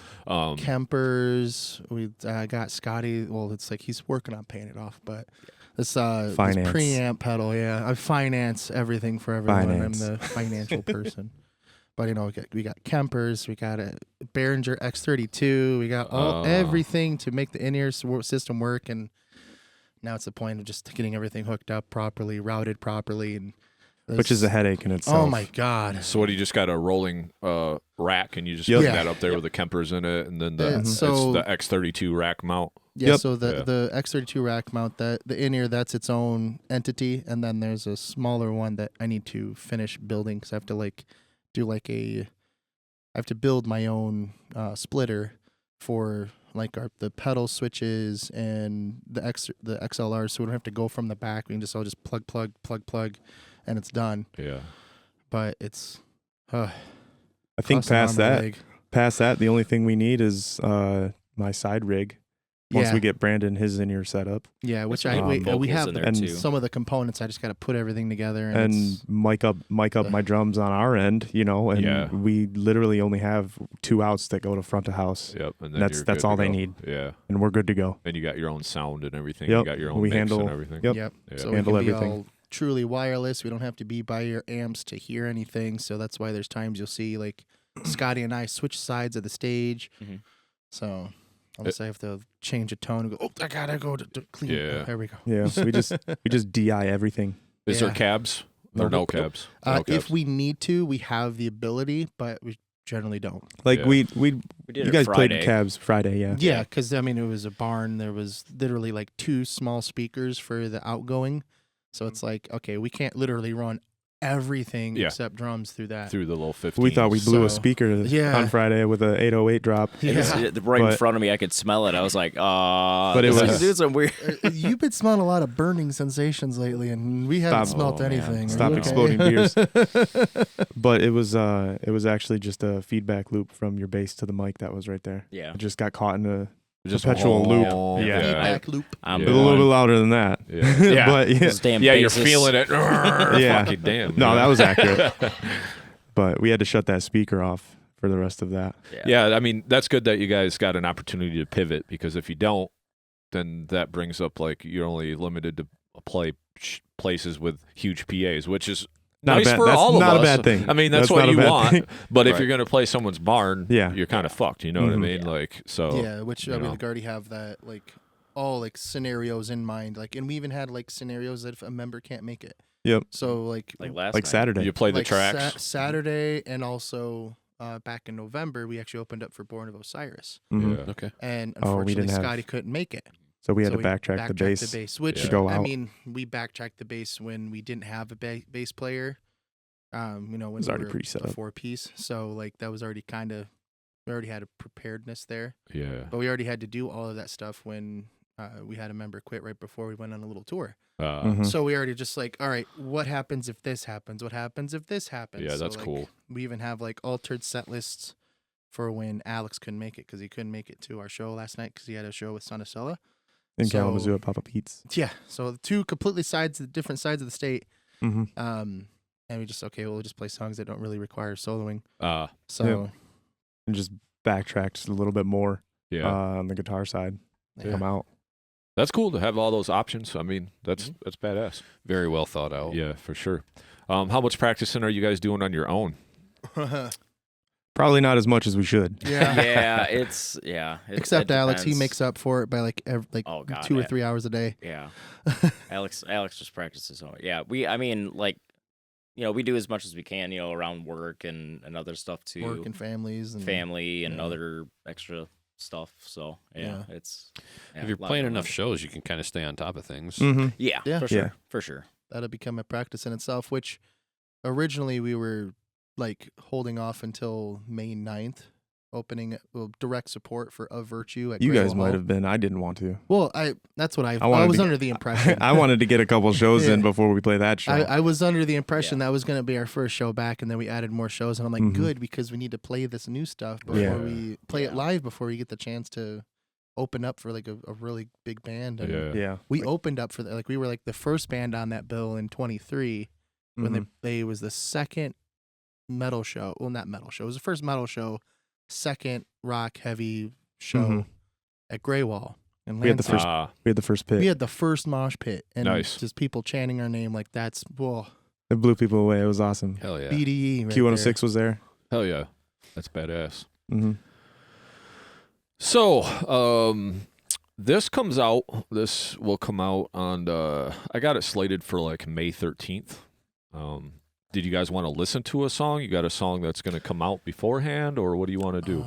You said, or you want to check it, let us hear after the podcast, or what? I know we didn't talk about it beforehand, but realistically, we can listen and- to anything. Yeah. Like if you want to, I don't have files or anything like that, or if you want to listen to it on your phone or however you want to do that. well, I'm just saying you'd have to email it to me or send it to me unless you don't have a way to do that. But You're better with that than Yeah. I am. So Yeah. Everything. That's up to you. I mean, you don't- everything's in the drive. We can. Yeah. I was we going can to say, listen if you to just want to listen to a track or something, we can do that. It's up to y'all. I Hey, mean, it took me 5 seconds to You do can that. send them Undying. Okay. my email. Do you want to send an email or your? Whichever. It'd be a drive link. Yep, that's fine. You can send Yeah. it to my email. Yeah, I mean, I just, you 'cause- keep talking about this new stuff. I want to hear it now. Yeah, Yeah, I want yeah, you. yeah. I want Yeah. you to hear it. Hell yeah. Fuck yeah. So, but I mean, it's not like it's not gonna make any issue with the release or nothing. So Yeah, that's a all I couple of- wanted to make sure, because usually we kind of map this out beforehand. Like, hey, Yeah. we can listen to a song on the show, and then like when it comes out, obviously it's just more promotion for Yeah. that. Yeah. You know, at the end of the day. Undying so. was played live on Q106. Q106 already. Okay, so and it's not it's- even a released song. Okay. Undying So- and Choke were played on the radio before they were released. Yeah. So Nice little feather in the hat. Yep. Hell yeah. So you guys got a show coming up with you should send them Muerte as well. Yeah. Gore Pig, The Coursing, Mhm. Reflect, Refine, and our Okay. boys in Necrium. hmm Couple Fun of- fact. I got a fun fact about Necrium. Yeah, So That was interesting that was a night. blast from the He past. came when he came was up there. to He me came and up- I had no yeah. idea who this guy was. Yeah. Because you're terrible with names. Yeah. Forget people like so bad. Well, I'm busy. You forgot who I was this morning too, so it's not really. Yeah, you forgot him in the van. Yeah, something in the van random- in his driveway last night. I was like, Random fuck it, yeah. fucking bald dude just walking up in all red. You're gonna start asking questions. Can I come what's in? The email? It's I got kids here.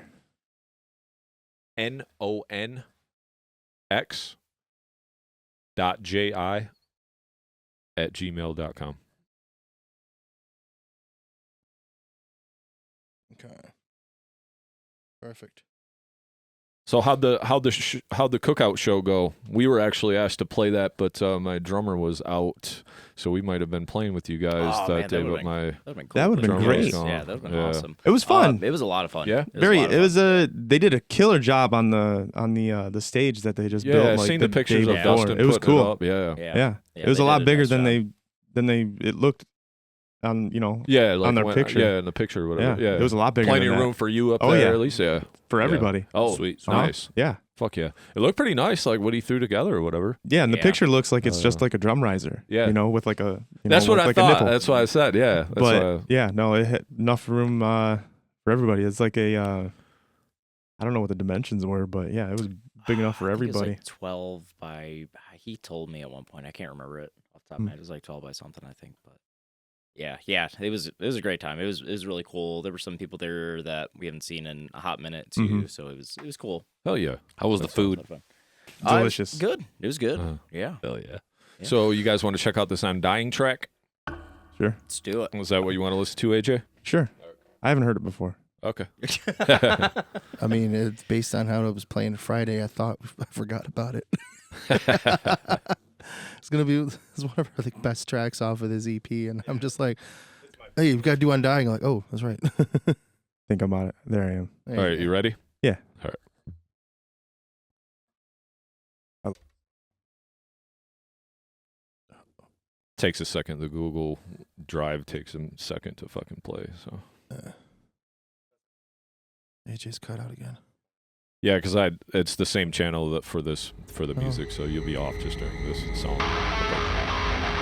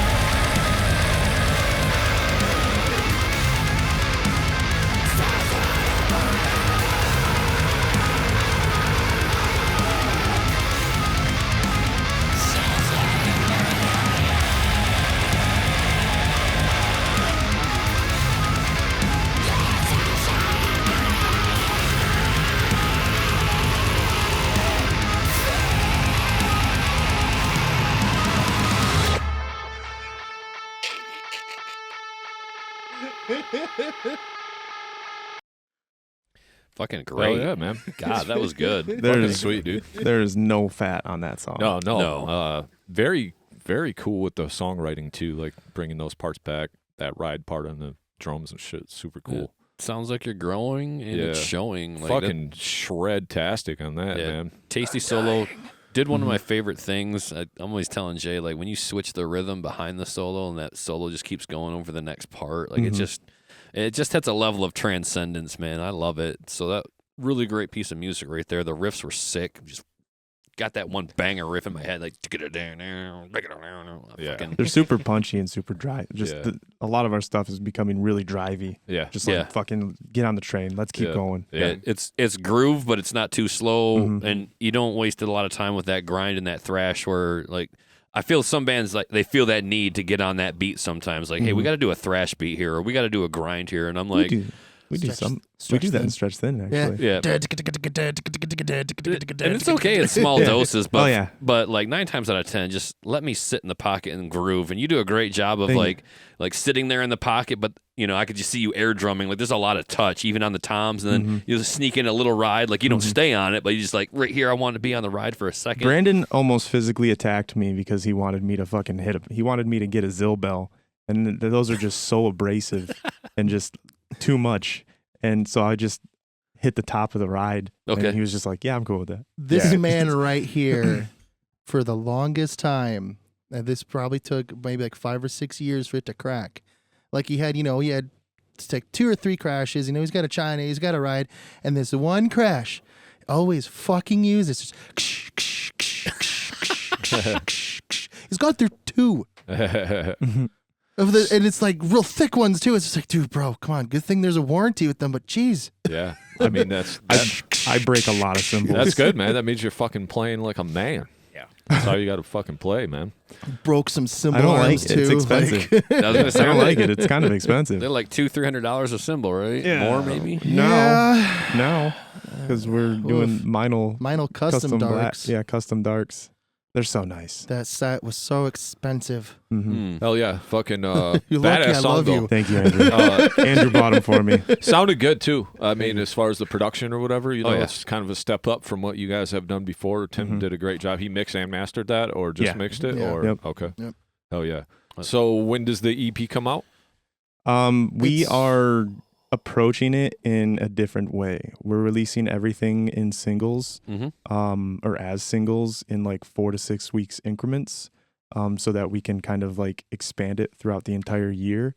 And you know, once it's out, it's out. Yeah. We'll probably have like CDs of the EP like available for purchase, you know, like online, or you know, at our Physically, table for shows. For like people want like nostalgic physical copies, but nobody really uses CDs anymore. Yeah. So I collect them. yeah, see, that's the reason why we're gonna have stuff. So like that. you know, like I just ordered one from Throne. They just dropped an album a couple weeks ago, and it's still sitting in the cellophane because I downloaded it immediately, like with the purchase. Yeah. But I still have to support the band. I still want to have the copy of it. If I'm inclined, I'll peel it open and read through the lyrics or whatever. But I think everything's online, and I've only had it for a couple of days, so I haven't had much of an opportunity. But to your point, like, there are people that still want to just buy physical things, whether it's a shirt or a banner or a CD. Like I love my CDs. I'm attached, man. I'm just from that era. Yeah, I mean, same. like, Oh yeah. like it doesn't matter if I ever put it in, like my car doesn't have a CD player. Yeah, I don't who even cares? have a Like, CD player. I have a drive on my computer, so I bought my rip it. kid a fucking a DVD set of like all the Spider-Man movies, Right. and I get home, I'm like, do I even own a DVD player? Right. Yeah. I'm just like, this could have been a very bad purchase. Luckily I have one. So Yeah, I started making the mistake of buying my kid DVDs early on.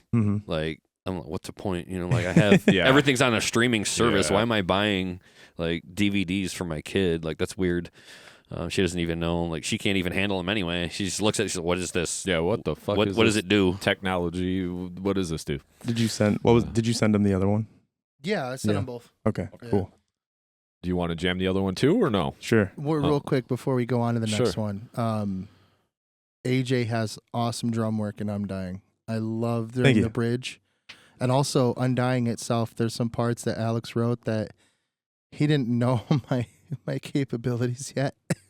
I mean, like, there's some things I can do, but he was playing stuff that's like out of my niche or comfort like zone. Forte, comfort zone. Exactly. Comfort zone, I think, would be more appropriate. And it's like like this run, and I'm kind of immediately intimidated. I mean, I know this kid can shred, but it's like I saw it and I'm like, you want me to play that?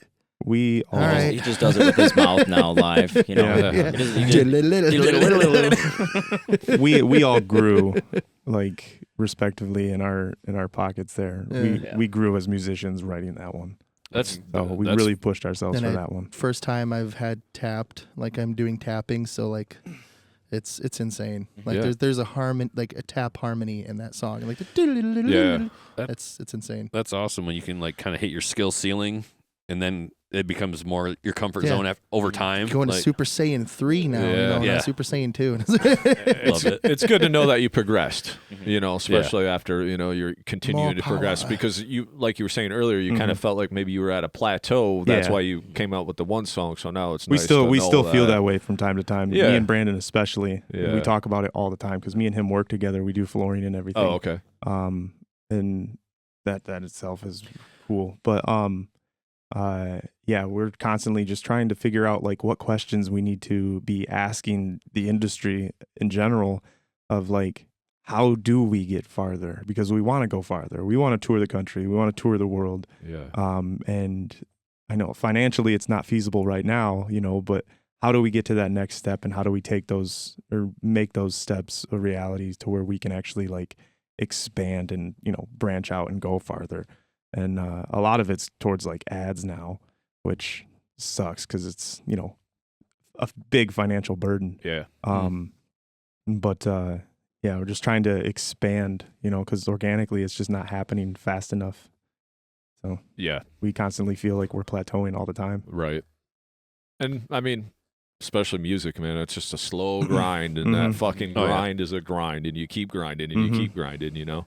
I forgot too, I didn't even say that at the opening of this episode, but you probably weren't there. You were probably were on bass, but you guys played at the Bleeding Through anniversary show up top at the I swear you guys played there because I remember Brandon at the Crowfoot. There's the Bleeding Through 20th anniversary show. That was probably Brandon before me. It could have been. Oh, really? I think that was. Could have been before. I think it was in 2023. Maybe. No, then we didn't do it. No. I swear to God, I've seen you guys. We have not. Because anybody in there here. was the We Will Rot band too, and they were on it as well. There was some funny things with that. The Spider-Man meme. Yeah. So I swear we played. Okay, maybe I'm crazy. I thought you guys played that. We played one show in. Where is the Crowfoot? It's like Pontiac. Okay.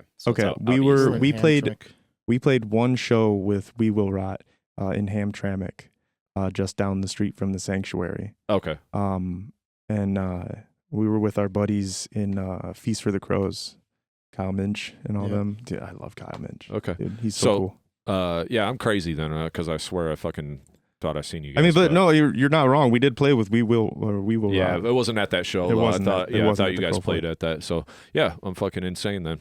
Too many shows, too many bands, you know. So, all right, you guys want to check out this other one real quick? Yeah, sweet, cool, drastically different. Okay. Respectfully. Respectfully. Here, it'll take just a second to kick in. The Google Drive link for some reason has a little pause on it, but here you go.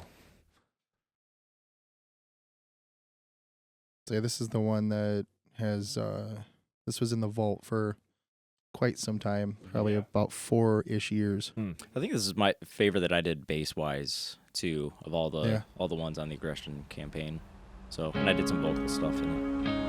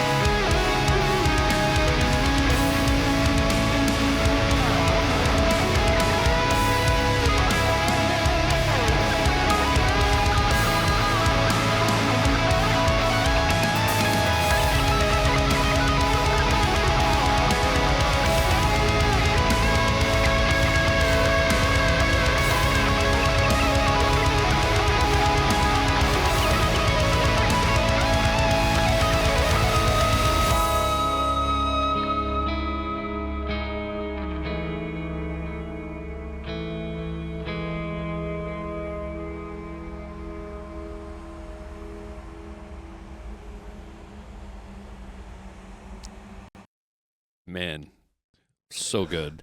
We were writing some songs up Bro. in Yeah, here. that was good, man. Drastically different. Yeah, and that's Yeah. cool. But I love it. That's Fucking love it, dude. emotional. Yeah, that for song sure. is so emotional for Yeah. us. And I love how, the melody is still there. You know, I feel like just with these two songs, especially going this way, and then I guess you can count Scarlet, like you guys are starting to step away from like the metal core type. You know what I mean? Because like the other stuff or the earlier stuff was melodic in a different way, almost riffy melodic, where this is more chordy, and then like you got those leads and just those very, dude, I love it. So It was great, dude. you guys did another one of my favorite things on this track, and that is you wrote an intro that wasn't separate from the song. It was the song. It was like, here, we're starting with this melody, and we're just going to build on it. Anytime a band comes out with the acoustic guitar and the keyboards, and then it just goes into a thrash metal riff, I'm like, what did you just do to me? Why did you do that to me? That's from also. I mean, I guess it's okay. It's not the worst thing ever, but sometimes I'm just kind of like, well, that was music, and then you just moved into a different song, so it's always a little bit of a question mark for me. But in terms of this song, man, really beautiful. Like just the way that you let the melody ride the whole time. You kind of let riffs dominate the last song, and then this was more just like we're writing a song with a chord progression and melody, and the solo was taking place. You brought that intro back, soloed over it, and let it ride. I mean, great song, great stuff, man. I love what you guys are doing. I love the diversity just between the two tracks. Like really good stuff. I mean, that's a little bit of a pause in the middle of your set. Like if you want to slow it down, maybe like that's something that you could like let the crowd breathe to. All right, guys, we're gonna, not mosh maybe so We much right actually here. had on Friday when we played it for the first time for the benefit cookout. Yeah. We actually had for the first time people pulling out phones and shit, like, Yeah. just turning their phone Yeah. lights on. That was a first for us. I That's was sweet. like, dude, that's cool. Yeah. Yeah. Never awesome. seen. We've Well- never had that before. Like we get chants and everything, and we get mosh pits, and the what is it called, the pit of death, and Yeah. or the wall of death. I had And- some fun moments with Yeah, that. but never something as intimate as that. Right. Like that's such an intimate feeling to have people do that for you. Yeah. It's Look. it's sweet. In I the mean, world of vaping, there's no such thing as lighters anymore. Yeah. Just Yeah, we got phones. phone Everybody just throws the flashlight. phone Now out. it's brighter. Fuck. Yeah. it's It a was good cool. song. It showcases you guys' melodic abilities. Like you guys were melodic before, but it was just kind of like one passage to the next could be anything heavy, then melodic. But this is just total maturation of a whole melodic song, start to finish. And again, a testament to your songwriting is it's getting better. I mean, it's just you guys are coming into your own. You're really hitting your stride, I feel like, and it's okay to just, like you said, strum some chords and let all of that melody and all of that music just happen on top of those chords. Unashamed to just be like taking it a little bit easier on this one. It felt like just like Oh yeah. and really, but good chord progression, good accents on it. I mean, I love it. I think you guys have something special here. I think Thank you. Less is more sometimes, man. Yeah. Oh, Not everything has to be fucking full tilt all the time Yeah. because then Yeah. it just loses its impact of why you're going full tilt to begin with. you know? Surprisingly, that song is Brandon's baby, Yeah. and okay. he's usually the one that's just like heavy, Trying to go all heavy, yeah. Yeah. and he took a more pulled back emotional yeah, you can side to it, and it came out to that, and I think we love that song. Yeah, it's- I love it's that great, song, man. dude, so much.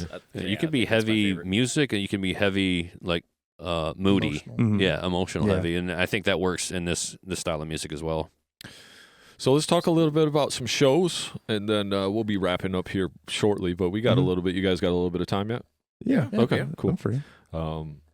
So we don't usually go past 2 hours. We got about an hour 40 in. So Oh yeah. you hard Time out flies. today? Yeah, Yeah. Okay. That's cool. I watched the kid. So you guys played Friday at that benefit. You said that Mhm. was cool, and then you guys played last night at the Diesel. Yeah. Yeah, and Detroit. then that was with Mouthful. Mm-hmm. How'd that show go?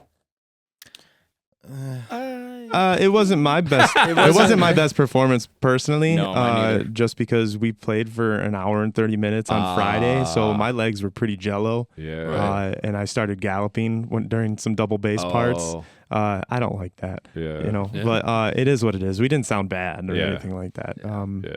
Turnout was okay. It was okay. It was another show. Yeah. Yeah. And then, like Nick said, you guys are playing It the happens. 27th of April with Gore Pig Mm-hmm. at Papa Pete's. Yep. That's cool. And then Friday, May 9th, Rock Lansing. Mhm. Yeah, that's kind of the big one that we're really trying to get Yep. super prepared for. Yeah. Black. We are direct support for a Virtue on that. Hell yeah. Sweet. And So then that's gonna be a big Accusers one. playing that. Yep. Mhm. Yep. And then Black Note Graffiti. Mm-hmm. Yep. Is it? And Mesa Mantra, they got Yeah. added to the bill. Oh, really? Is Oh, I forgot about Didn't that. know that. Yeah, that's Yep. right. is that Gabby's other band? Yeah, that's Gabby's other Okay, band, Black that's cool. Note Graffiti. And then Sunday, June 15th, the Indie Metal Fest. Yeah. Mhm.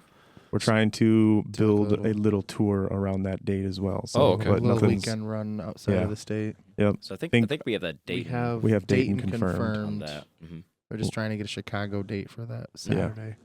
Trying to not be all in Indiana that weekend. Yeah. So we're trying to Yeah. get, the tri-state areas there. That's Oh, cool. yeah. That's Try cool. to expand a little bit more. Break into some other markets. Yeah, for sure. So tell me a little bit about just like as far as scheduling shows. I know you guys got shit to work around or whatever, but Mhm. how does that, are you guys on a, like, I want to play once a month? I know you talked about, we can talk a little bit about touring as well, but is there a formula, or it's just like, hey, that's a good show, let's play it? Like, what does that look like? It's hard to say no to a show that's worth the squeeze. Yeah. So like a show like the Virtue show, which at Greywall, which we know is just going to be a banger of a show. That and it being a Virtue has like Over 500,000 monthly listeners. yeah. Oh, nice. They have enough, a lot. Yeah. So that's going to be a big show. We don't want to miss out on that one. So people Yeah. usually, tooth and nail make themselves available for things like that. But Right. when we're doing like the small shows, like we still have to work around like Scotty's in the military. Oh, okay. Other people, like jobs and stuff. Like Yeah. it's a lot harder for him to step away from his job because he's an assistant manager. So we work around those things, which is Okay. why we set up the backtracks in case we're missing people. But for the most part, we try to ask everybody about their availability and things. So, and we've been working really good with Nicole. Yeah. We just got a new a manager in Oh, general okay. to kind of help us keep on track with those things. She's She's doing a killing it. Phenomenal job. Yeah. She's just like I'm not gonna lie, I was a little skeptical about manager at first. I was like, we could do it, but then like just having her has just been just a God save. It's just It's so hard to awesome. just constantly try to schedule yourself Yeah. into shows. yeah. And she's like I said, she's killing it, just keeping us on track of all of Mhm. that stuff. She pretty much took the reins on us getting shows and things like that. Hell yeah. That's cool. Yeah. That's What kind good of help. constraints or limitations do you guys have when it comes to shows like family or work? Any of those things need to be like ironed out for a certain member? Like, better check with, I think I'm probably the most difficult one. Yeah, honestly. it's mostly just the military. Just the military thing Yeah, mostly. because we can't really compete with that. Yeah. Yeah, Yeah, you unfortunately, can't call yeah. in sick to that. No, Yeah. unfortunately not. No, The only way you're getting no. out of it is if you're dead. Yeah. And Or when I retire, 5 years. yeah. Mhm. Do you have a large advance on that in terms of your schedule? Do you have a lot of notice on that? Or has there been any conflicts yet? At times. So like the Virtue show, which pretty good sized show. I did have to miss that one. Born of Born of Osiris. Osiris Or is I'm the one sorry, you what missed. I say? Yeah. Virtue. Yeah, that's the Okay. one. Yeah, Born Yeah. of Osiris. My bad. He missed that because he was on deployment or something like Yeah, that. yeah. Okay. And then like in February, I was in Okinawa the whole month. So, Right. but I get little things here and there that I have to do. And I could go anywhere. It could be stateside. It could be just at my base. It could be a different country. Right. For my job. So Right. I'm a crew chief. So I'm an aircraft mechanic for it. All right. Okay. Yeah. Mhm. Very So cool. so what about touring? What does that look like for you guys then? This year we're kind of just doing like weekend runs around bigger shows that we've tried to get on that we have successfully gotten on, Mhm. which would be the Virtue show and Indie Death Fest. And then we have Carnival, which we're playing. Oh. That date might change. Yeah. I guess they had some issue with the venue. Okay. Neither here nor there. It's Yeah. also in like September or October or something like that. I don't know. Nicole has that information. But we're trying to build weekend runs around those events and then kind of save up as much money as we possibly can and get everybody on board to do like big push tours for 2026. Okay. So try to get ourselves a little bit of, like audio momentum so that people know what they're getting. And then we can put ourselves out there to try to get on bigger shows. So it's a whole process. Yeah, and you understand. Yeah, you for understand. sure. Yeah. You know. So. Do you guys got a van and a trailer, or? Oh yeah. Yeah. Oh yeah. Just Cool. put in almost $2,000. Yeah, I just Into got the it fixed van. up and ready for touring in general. Yeah. It's a big E350 club wagon. Nice. Yeah. In And I typical put, fashion, it used to be a church van. So Yeah. you know, Hell yeah. every No, metal I got it. band, You can rock band likes see, to buy old the sun church fading vans. through It's it got- and- It's got like 65,000 miles. It's from South it's like Carolina. 81 right no now. rust. Yeah. What is it? It's at 81 right now. Yeah, we put some miles on it. Yeah. Still Yeah. not that bad though. No, Really. I mean, Like for little to no rust Yeah. at all. Oh, 'cause it hell was yeah. from down south. Took and- out the bench seats, like Yep. half of the bench seats, and put Mhm. bunks in the back. Fuck Mhm. yeah. Yep. Yeah, Lots Cool. of room. Hell Yep. yeah. Debatable. Well, At least for someone like me. I have plenty of room. I lots have of all the room for me. problems. I have no problems.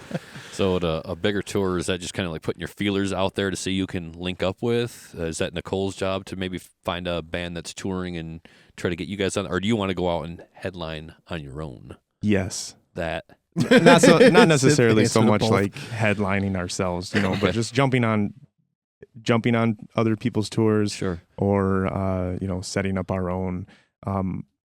I don't think we're definitely not at the point to be headlining like our own like long tour or anything Right. like that, because nobody's going to show up to that. We're, like I said, when I walked in, like we're not really anybody's.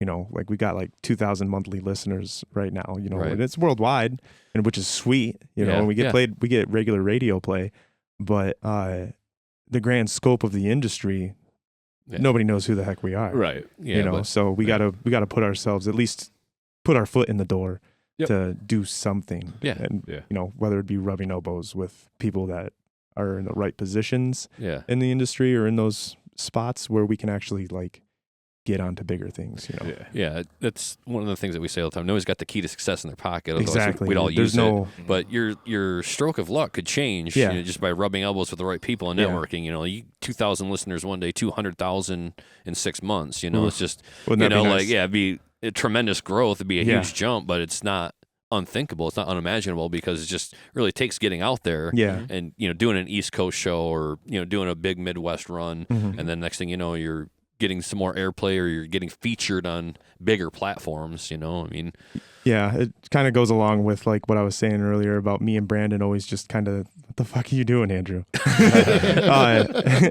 Anyways, about us like just thinking that we're plateauing constantly and us trying to figure out like what questions we need to be asking the industry in general so that we can not be plateauing and we can actually be expanding as, like a band and a business. Hell yeah. So Yeah. so I think these are helping us push ourselves in the right direction. Yeah, For So- sure, man. you guys got the hard part down, writing good music. Yeah. So Yeah. you got that Yeah. going Hell for yeah. you. Which there's Yeah. no platform, or not platform, but there's no what's the word I'm thinking of? Formula. There it is. Yeah. To write anything. Right. Like you wish you could just be like, hey, how do you do this? And they'll just be like, yeah. Yeah. And then you're like, oh, okay, thank you. Yeah. Thanks for all the insight. Yeah, it's just Yeah. finding the people that are going to resonate with you and your music. It's and, all internal. Yeah, Yeah. exactly. Like your Right, so- your formula is your formula. Yeah, right. Write Your it any formula. way you want. Yep. Yeah. So two more questions for you guys, and we'll wrap this up. Plus, Okay. my eyes are turning yellow because I got to piss so bad. So, just what's next then for Let It Rot? Just give me. I know we talked about a lot of things here in this almost 2 hours that we spent together. Just lay it out for what's exactly is going on next for you guys. Hopefully touring. Like we said, I think after releasing everything this year, that's going to be our next big focus. And really trying to grow our listeners and our fan base and all that. Really just improving in any way we can. Really, I know we've kind of talked about not rushing into it, but kind of coming up with some demo ideas for the next album Mhm. kind of thing which too. The premise behind it is, and we could go to Tim, we can go to Dom, we can go to, spend an arm and a leg and go to Josh Schroeder, but try to be more raw with it. So, I mean, that's literally like the name would be is Let It Rot Raw. Like everything in-house. We'll produce everything in-house. We'll do our own music videos. Gotcha. Everything from this run is going to be all internal and organic. Okay. So, That is definitely part of, or at least one of the plans, like one of the possibilities for us to do that. So, Yeah. cross that bridge when we get there, I guess. And But endorsements. endorsements, That's that's what a we want to whole. get is endorsements. Yeah. So We have that one right now. We're Yeah. endorsed by my merch guy right Yep. now. Okay, so, Yeah. which cool. is nice. So The only thing we're doing right now though is really trying to focus on just the single releases Okay. and making sure we get that right. all right. So we're figuring out our budgets for everything and the business side of releasing music in general, and that's hoops to jump through on their own right. So Okay. Right. So Scarlet came out March 14th. mhm. When's the next release? April 25th. April 25th. That's okay. stretched thin. that one's one of the heavier ones on the EP And it too. was- So that will be out by the time this comes out because this will Yep. come Mhm. out to May Yep. 13th. Then you heard a couple tracks on here. So Yeah. um, The next Do we one is have gonna time to be- listen to it? Because if it's coming out afterwards, they'll have it and they're going to listen to it. Do you want to do that real quick? Can we do that? we can. While you're sending that to me, let me go piss real quick. Yeah. Yeah. De-jaundice yourself. Mellow or yellow. can hold it, but right now. It's like we're related now. How many songs are I'm coming just up? You in the say way. 6 or 7 on the list? Six. Six, right? Yep. All right. Yeah. It's 6. Yep. It's called the. I always the mix up Aggression whether it's like- campaign. I'm sorry? The aggression campaign. The That's what it's aggression called. Yep. campaign. I always mix it up between 5 and 6, but it is 6. It is 6. Okay. So Yep. 6 solid songs. Mhm. No half-ass and no 2-minute instrumentals, right? No. No. No. Okay. No. So, no, we did have I think a 2-minute instrumental in the self-titled. it's fine. I No, mean, that's good. I use that for just kind of like interlude stuff. Yeah. Like whenever they're changing guitars or something like that, I can just switch over to it and just be like boom, and Yeah, then I it's get to literally I get what to it's breathe called. for 2 minutes. It's perfect for that. I think it is called interlude It is in called the. No, it's called 13 Pikes, and then in parentheses it says interlude. Oh yeah. Yeah. And that was done by Bernard Pohl. Yeah, Okay. and Dom. So it was all Bernie. There wasn't No, Dom wasn't in it. I promise you, he did help. He did do it. Probably on I the was there. production side. No, he wrote. There's a Vern did the meat and potatoes of that whole interlude, and then Dom threw in a couple of other like licks Okay. in between, just kind of like to weave that whole section Okay. together. But yeah, no, I use it for in between songs. Yeah. That's what it's Just for. fill in so, the gap. Yeah, Did you Handy send for that it. over, Andrew? Yeah. All right, cool. stretch then. Yeah. Oh man, Brandon's gonna be so hyped. Yeah. It is. All right. Brandon Here loves we this go. song so much. He talks about it all the time because it's unnecessary heavy. Yeah. It gives me a lot of Dreamer vibes because he loves Dreamer so much. It's like He has That an song, emotional yeah. attachment to that one, yeah, which is fine. That's good. he does with this one too. Yeah, All right. that's how he writes. Yeah, most songs. Every- he got emotional all of- attachment to, all of his except for, like, songs- Venient, Yeah, Choke, all of his and songs and all of his writing the songs and he his doesn't lyrics, like. like they're literally just from like self experience and how he is feeling like mentally and he's literally everything that you hear from us is literally Brandon's heart and soul. yeah. Except for like a handful, like Except for Choke, Choke. Yeah, Choke is not. and Venient Yeah. and Forever. The songs we don't regularly play That at were all. not the Yeah. songs. are the songs. Yeah, Things that he just kind of threw at the dartboard. yeah. He's like, yeah, that He's works. just like, this song, the lyrics are corny. I don't like it. And I'm just like, but I sing good. All right. You guys ready? Yeah. Here you go.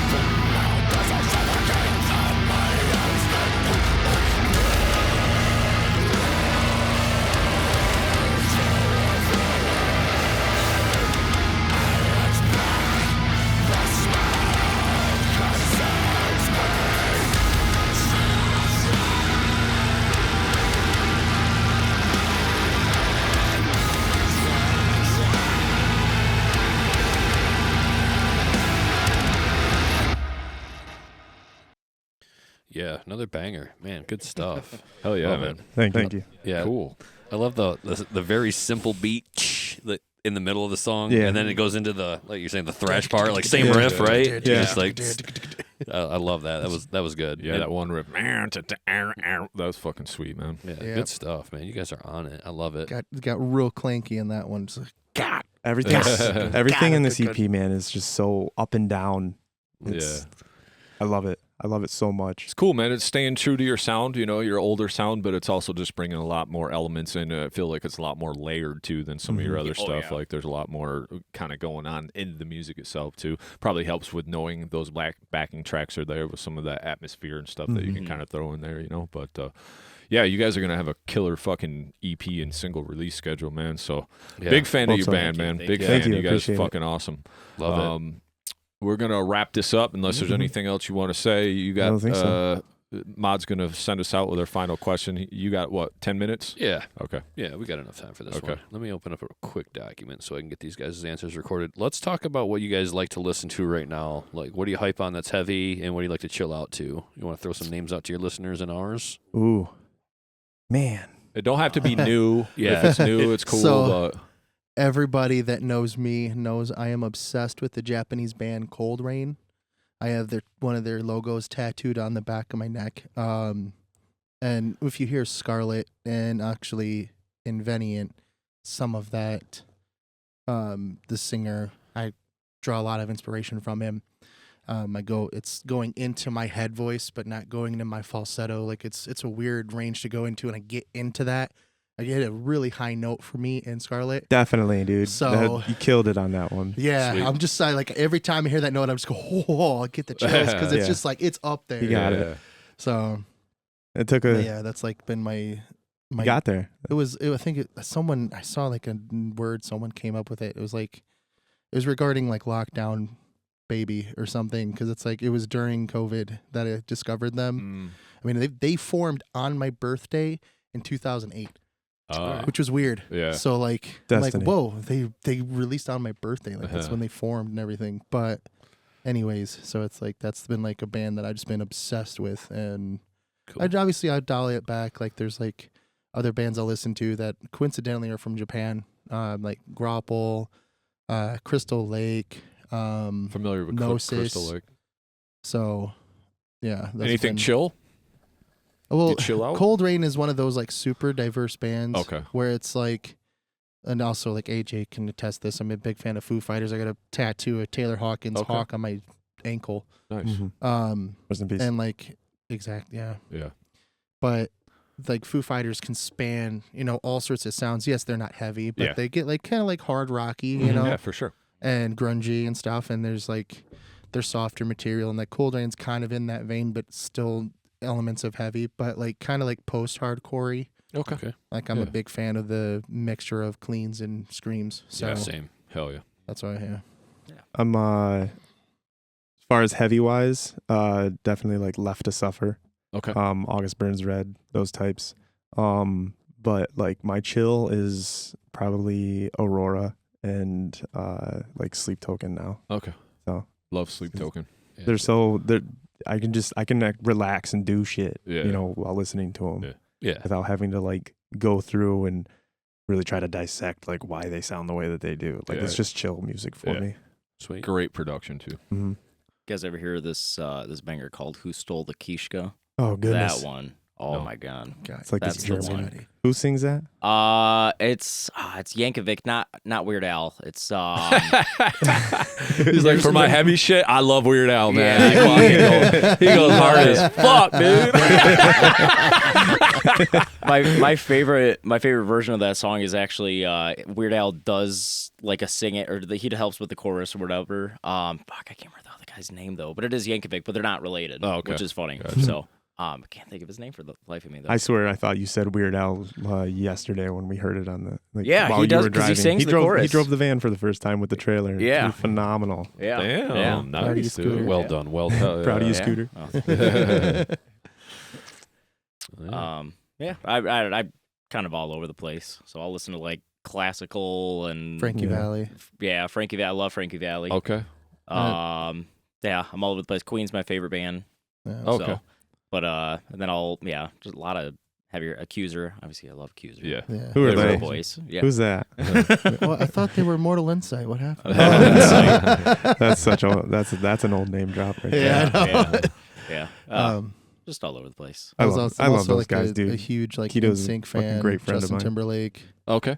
Like and then like Panic at the Disco. Like that's where I draw like my clean more than just Cold Yeah. Rain singer. Sure. So like I'm like my falsetto. A lot of people like I karaoke'd "Gone" by NSYNC once, and everyone there like it was a more urban karaoke night. So like everyone like loves pop music there and everything. That's what everyone was singing. But obviously mine was a little bit of a throwback because it was NSYNC. Yeah. rock Right. groups. Right.